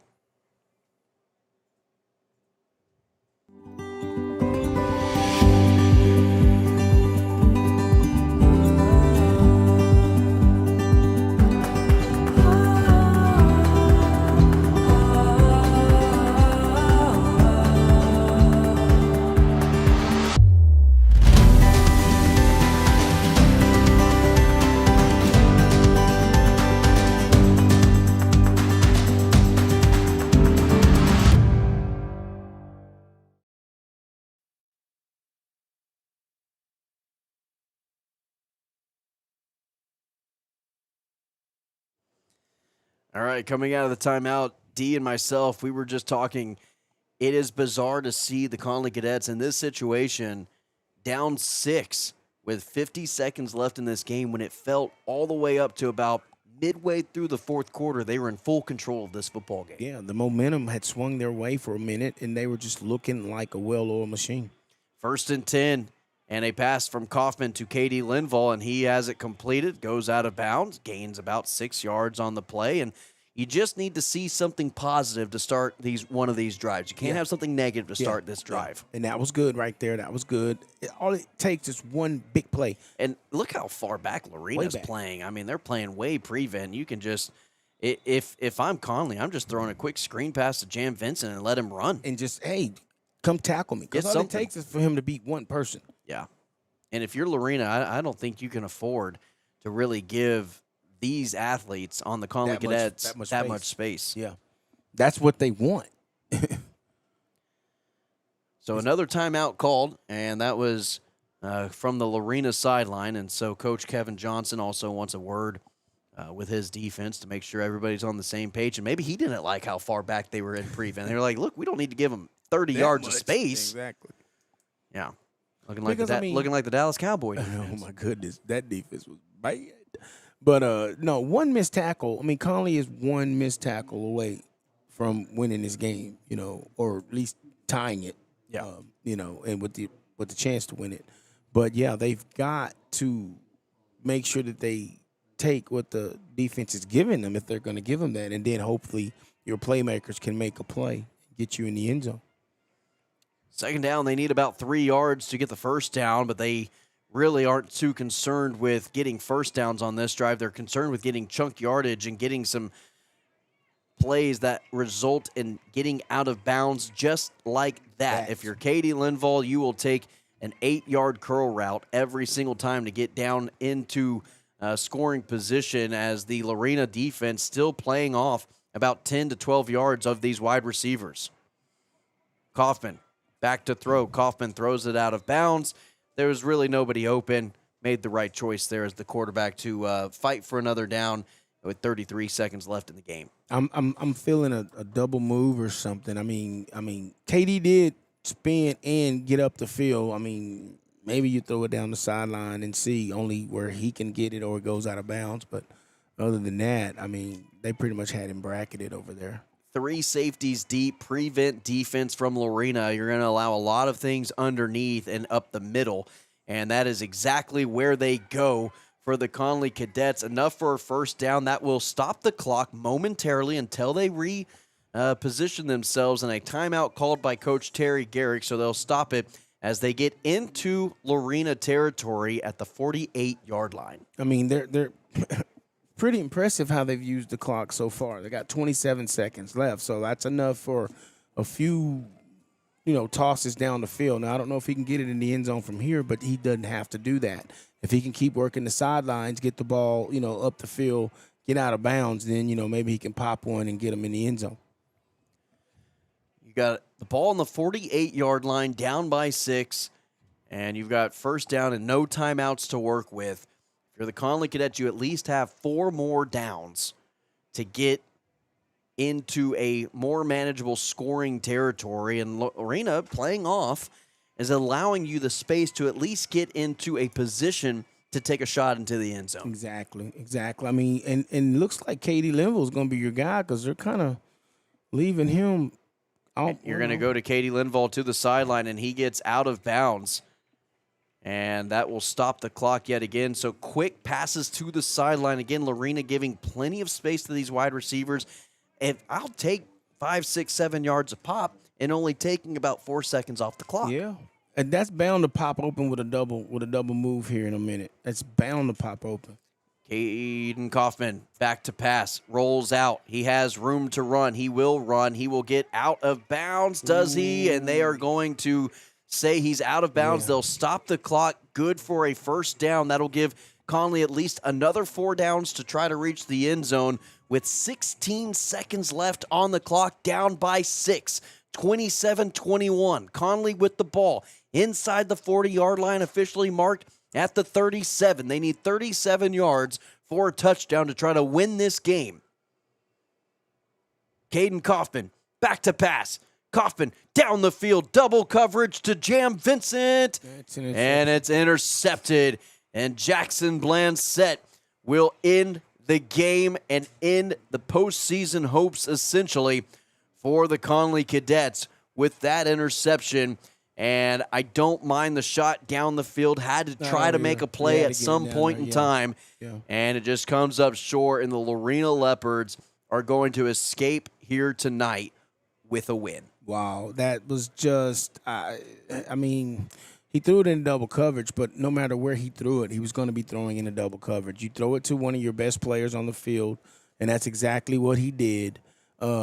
It was just a little short. You know, he's playing with a hurt hand. He had his hand taped up a little bit over there, so maybe he didn't get enough on the ball. But, you know, the Connally Cadets, you know, they played pretty good out here tonight, but it was just some of the things that happened at the end of the game. They have not yet this season been able to put a complete game together. And the Lorena Leopards a kneel away from winning their first district game of the season, and they will take the advantage over the Connally Cadets. Connally remains winless in district play. They will drop down to 0-3, riding a 6-game losing streak after winning their first 2 of the regular season. 2-6 on the regular season, 0-3 in district play, and they will host the La Vega Pirates on senior night next week. We'll be right back with our post-game show after this. Connally loses 27-21. Hi, I'm Dana Hassel, President and CEO of American Bank. Waco is a great place for business, and for more than 70.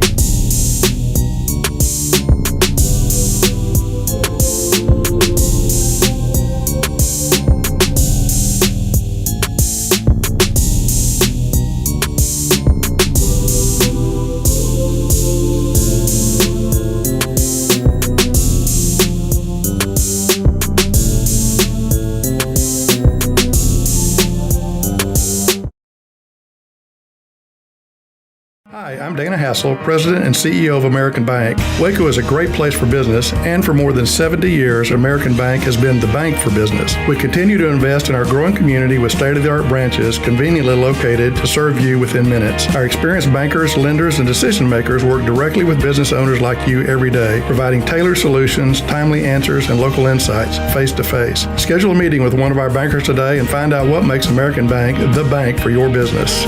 Member FDIC.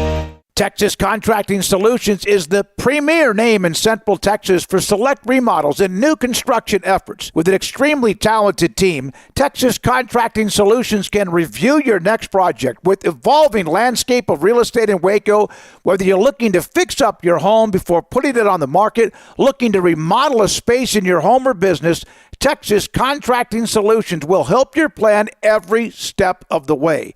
Texas Contracting Solutions is committed to keeping your project on track, updating you on progress to bring to life your vision. Make sure you avoid any contractors in the area who do not manage with as much grace towards helping you understand as we do. Contact Texas Contracting Solutions today for your next project. Texas Contract Solutions, or email Mark at texascontractingsolutions.com or call him 254-424-1734. Pizza, burgers, and Bears football. There's no place around Waco that serves them all other than Bubba's 33. Come show your green and gold and enjoy some of Waco's best food and beverages while watching your favorite team, the Bears. When real Bears fans get hungry, Bubba's 33 is the #1 spot for ice-cold drinks, hand-stretched, stone-baked pizzas, and bacon-infused burgers. Join us for indoor or patio dining. Bubba's 33, Waco's restaurant and proud supporter of Baylor Bears football. Sick 'em, Bears. At Texas State Technical College, we believe when you invest in your future, you deserve results. That's why we're proud to offer our money-back guarantee program, where if you don't receive a job offer within 6 months after graduating, we'll refund your tuition. Now that's peace of mind. Visit tstc.edu for all the details. Texas State Technical College, home of the money-back guarantee. This Connally Cadets broadcast on 107.9 The Bull and 365 Sports is presented by American Bank, Texas Contracting Solutions, Texas State Technical College, Bubba's 33, Texas Farm Bureau Insurance, Baylor Scott & White, Southwest Sports Medicine, and the Connally Athletic Booster Club.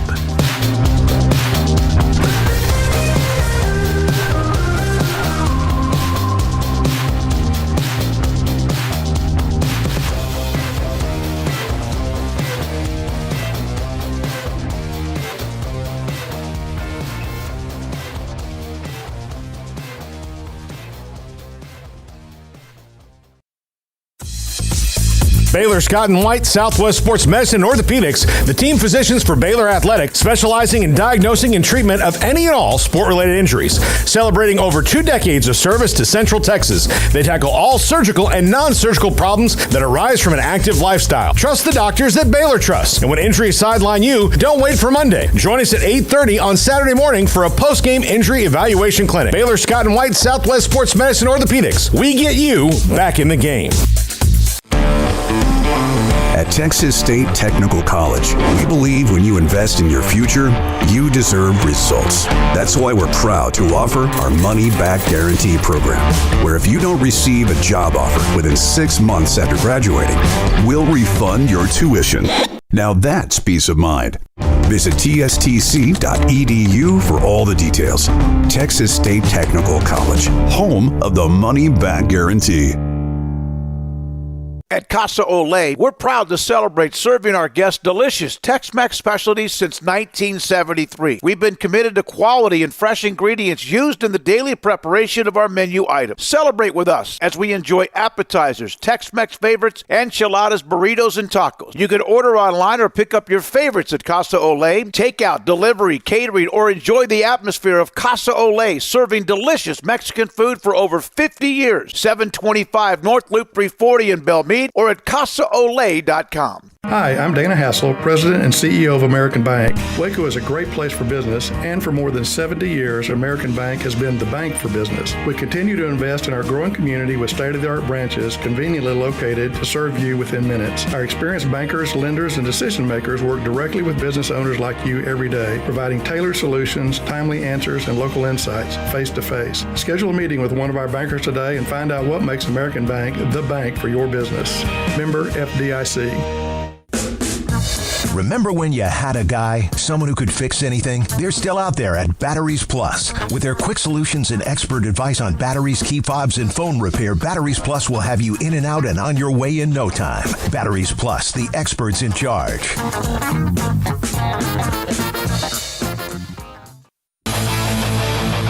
This is Connally Cadets Football. Here's Tanner Carlson and Dee Brown.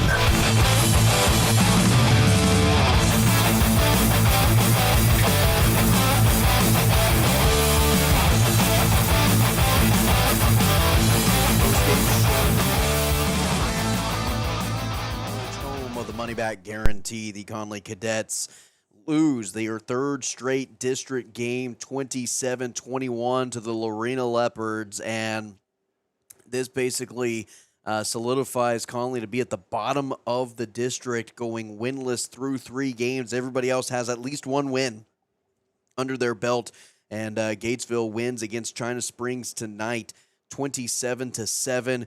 La Vega beat Robinson earlier this week on Thursday night, 31-27.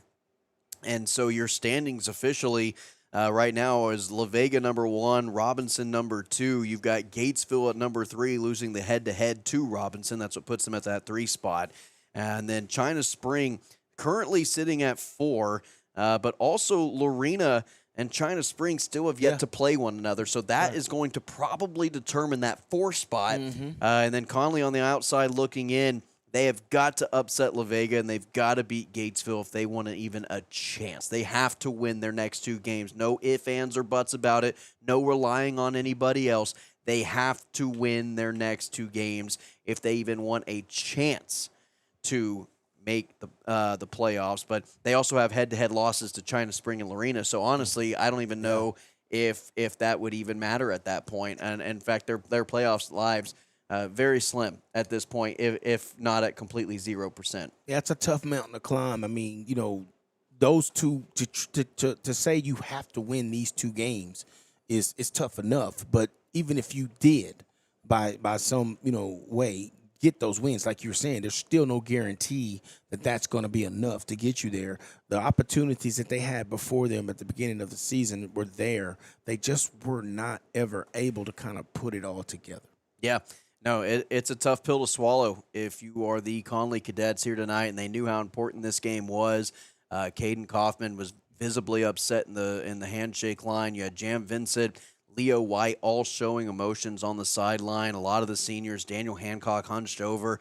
I don't even know if he knows if he played a football game tonight. Yeah, I mean, that young man was he was having an out-of-body experience for still sure. out there on the field. They say you leave it on the field. He's left it in that trash can on the sideline. He sure did. That poor man was sick. Notice how everything got moved from the sideline except for that trash can over there. I don't think everyone said, I'm not touching that one. Yeah, leave it there. Daniel Hancock had a rough night. Very intimate moments with that trash can on the sideline, really throughout the entire night as he played with an illness. Again, this game all night long felt like Connally was in control. They had leads the majority of the game. Anytime Lorena came back, tied the ball game, Connally would answer with a touchdown and retake that lead. Unfortunately, Connally multiple times, third quarter, going even into the fourth quarter, had chances, had opportunities to make it a two-possession game, and they just stubbed their toe for whatever reason. Couldn't get the final nail in that coffin. Left just a sliver of hope for that Lorena Leopards team. They did. And the Lorena Leopards made them pay for it, and they come away with a win tonight very unexpectedly. Well, we were talking about, the dogs in the corner, and we had to see who had the most fight, and it just showed that the Lorena Leopards had the most fight because when it came down to it, they pushed a little bit harder than Connally did. Now, we had that weird play where they were about to tie the game and the ball got blocked, and all of a sudden Lorena had 2 points, but then they had 1 point. So you can't really say, oh well, that's why they lost it, because Lorena ended up getting the ball again and going back and reinforcing that and scoring another touchdown and still missed the extra point. So you can't really say, well, that was the reason that they lost the game, because they lost by 1 point. That wasn't it. They didn't lose by 1 point. It was just a matter of, it just seemed like when it came down to it, Lorena got the ball. They were a little bit more composed. They said, we're going to run this ball, and they just ran the ball right at Connally, which has been their weakness most of the season, and they just kept getting 6, 7 yards, 8 yards, 6 yards, 7 yards, 8 yards, and they put the ball in the end zone when it counted. I think the only way the Connally Cadets can make the playoffs is if they beat La Vega, they beat Gatesville, they have the head-to-head win over Gatesville, and Gatesville loses the next 2 games, and then they would both finish with the same district record, but they would have the head-to-head tiebreaker. They would also need China Spring or Lorena to lose out, regardless of they still have to play one another, and so whoever loses that next game, you'd be rooting for the other team to lose the following week, whether they play La Vega or Robinson or whoever they have left on their schedule. So a lot of help is needed. Again, it's not at 0%, but it is about a 0.05% chance. Very, very slim pickings for the Connally Cadets. Future going into the playoffs this season. Not going to be an easy task. It'll be continuous uphill climb. However, there is still a chance, and we are going to be here for you every step of the way. It is time for the Connally Cadets Player of the Game, sponsored by Marco's Pizza, the fastest-growing pizza brand in America with 5 locations in Waco, including Hewitt and Woodway. Marco's Pizza. Pizza lovers get it. I get it. All right. I think Braden Ford is the obvious choice here. Yeah. 3 touchdowns tonight. He got on the board all 3 times for the Connally Cadets, had a 4-yard touchdown to open the game up on the opening possession. Took the lead there for the Connally Cadets, then solidified the first half with another 2-yard touchdown. Took the lead going into halftime. Got the ball back to start the third quarter, and then Braden Ford retook the lead when the game was tied 14-14 on a 60-yard touchdown carry late in that third quarter to make it 21-14, and then that fourth quarter just could not, had multiple chances to make it a 2-score game, and then all of a sudden, boom, Lorena back-to-back scoring drives to end the game. We were talking about it, and we've talked about it all season long. The third quarter has always been the bugaboo, but this one wasn't that bad. It's almost like it shifted to the fourth quarter, which was really strange. The third quarter wasn't perfect because they did have a little bit of a hiccup there. That's where the interception came, correct? Yeah, the pick six. But then they so we go back and they score. So, okay, so it's almost like a push there. But then it's like it shifted and moved to the fourth quarter. They've got to figure out a way to finish games. If the Connally Cadet football team could learn how to finish games and complete a game, because, the penalties really they came late in the game, but that comes with being tired. That comes with fatigue. It got a little chippy because both teams knew we've got to have this.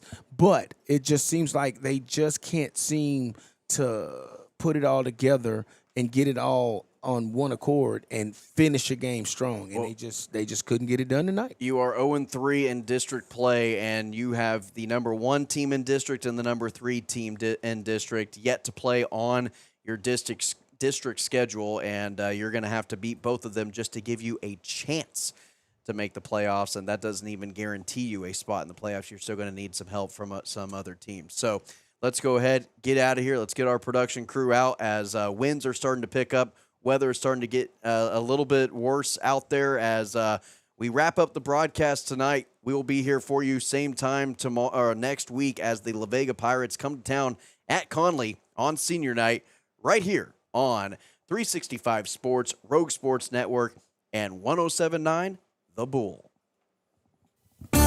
There are 26 letters in the alphabet, over 600,000 words in the dictionary, and just 3 of them said together can change everything.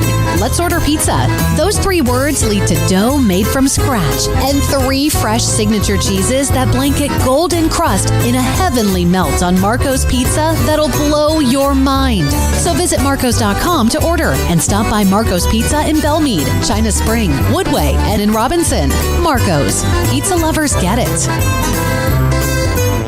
Hi, I'm Dana Hassel, President and CEO of American Bank. Waco is a great place for business, and for more than 70 years, American Bank has been the bank for business. We continue to invest in our growing community with state-of-the-art branches conveniently located to serve you within minutes. Our experienced bankers, lenders, and decision makers work directly with business owners like you every day, providing tailored solutions, timely answers, and local insights face-to-face. Schedule a meeting with one of our bankers today and find out what makes American Bank the bank for your business.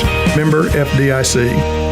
In Texas, there's pea-size hail and baseball-size hail. Guess which one hit our house? We didn't even know where to begin, but we called our Texas Farm Bureau insurance agent, and he was so reassuring. He knew exactly what to do to get our house back into shape and our lives back to normal. Now, we're even more thankful for the roof over our heads. Stop by and see our agents at one of our 3 McLennan County locations. Coverage and discounts are subject to qualifications and policy terms and may vary by... At Sturdy Steel, we build more than grandstands and press boxes. We build the spaces where communities come together. Based in Texas and serving communities nationwide, we're proud of our reputation for dependable, high-quality work and strong client relationships that stand the test of time. From concept to installation, our team of skilled drafters, welders, and installers takes pride in delivering seating solutions designed to last. With a focus on dependability, transparency, and service, we are here to make the unique needs of architects, contractors, schools, and venues across the country. We ensure every project is seamless, sturdy, and ready for generations of fans to enjoy. That's Sturdy Steel. This is Connally Cadets Football. Here's Tanner Carlson and Dee Brown.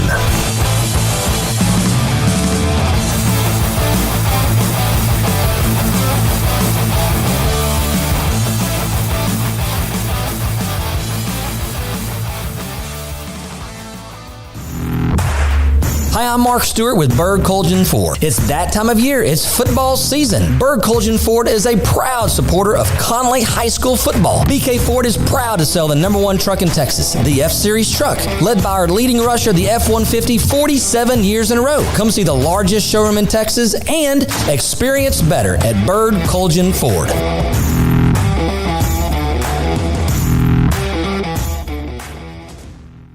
Touchdown for the holidays with First Central Credit Union. This is Joe Betsy Tyler reminding you to use the equity in your home to get your place holiday ready. Tackle debt consolidation or score a big ticket item. It's the perfect play for a festive homecoming. Apply online at firstcentralcu.com and kick off your winning season. Everything we do for you. Some restrictions apply. Equal housing lender. Member NCUA. Pizza, burgers, and Bears football. There's no place around Waco that serves them all other than Bubba's 33. Come show your green and gold and enjoy some of Waco's best food and beverages while watching your favorite team, the Bears. When real Bears fans get hungry, Bubba's 33 is the #1 spot for ice-cold drinks, hand-stretched, stone-baked pizzas, and bacon-infused burgers. Join us for indoor or patio dining. Bubba's 33, Waco's restaurant and proud supporter of Baylor Bears football. Sick 'em, Bears! Bears? At Casa Olay, we're proud to celebrate serving our guests delicious Tex-Mex specialties since 1973. We've been committed to quality and fresh ingredients used in the daily preparation of our menu items. Celebrate with us as we enjoy appetizers, Tex-Mex favorites, enchiladas, burritos, and tacos. You can order online or pick up your favorites at Casa Olay. Takeout, delivery, catering, or enjoy the atmosphere of Casa Olay, serving delicious Mexican food for over 50 years. 725 North Loop 340 in Belmead, or at CasaOlay.com. This Connally Cadets broadcast on 107.9 The Bull and 365 Sports is presented by American Bank, Texas Contracting Solutions, Texas State Technical College, Bubba's 33, Texas Farm Bureau Insurance, Baylor Scott & White, Southwest Sports Medicine, and the Connally Athletic Booster Club.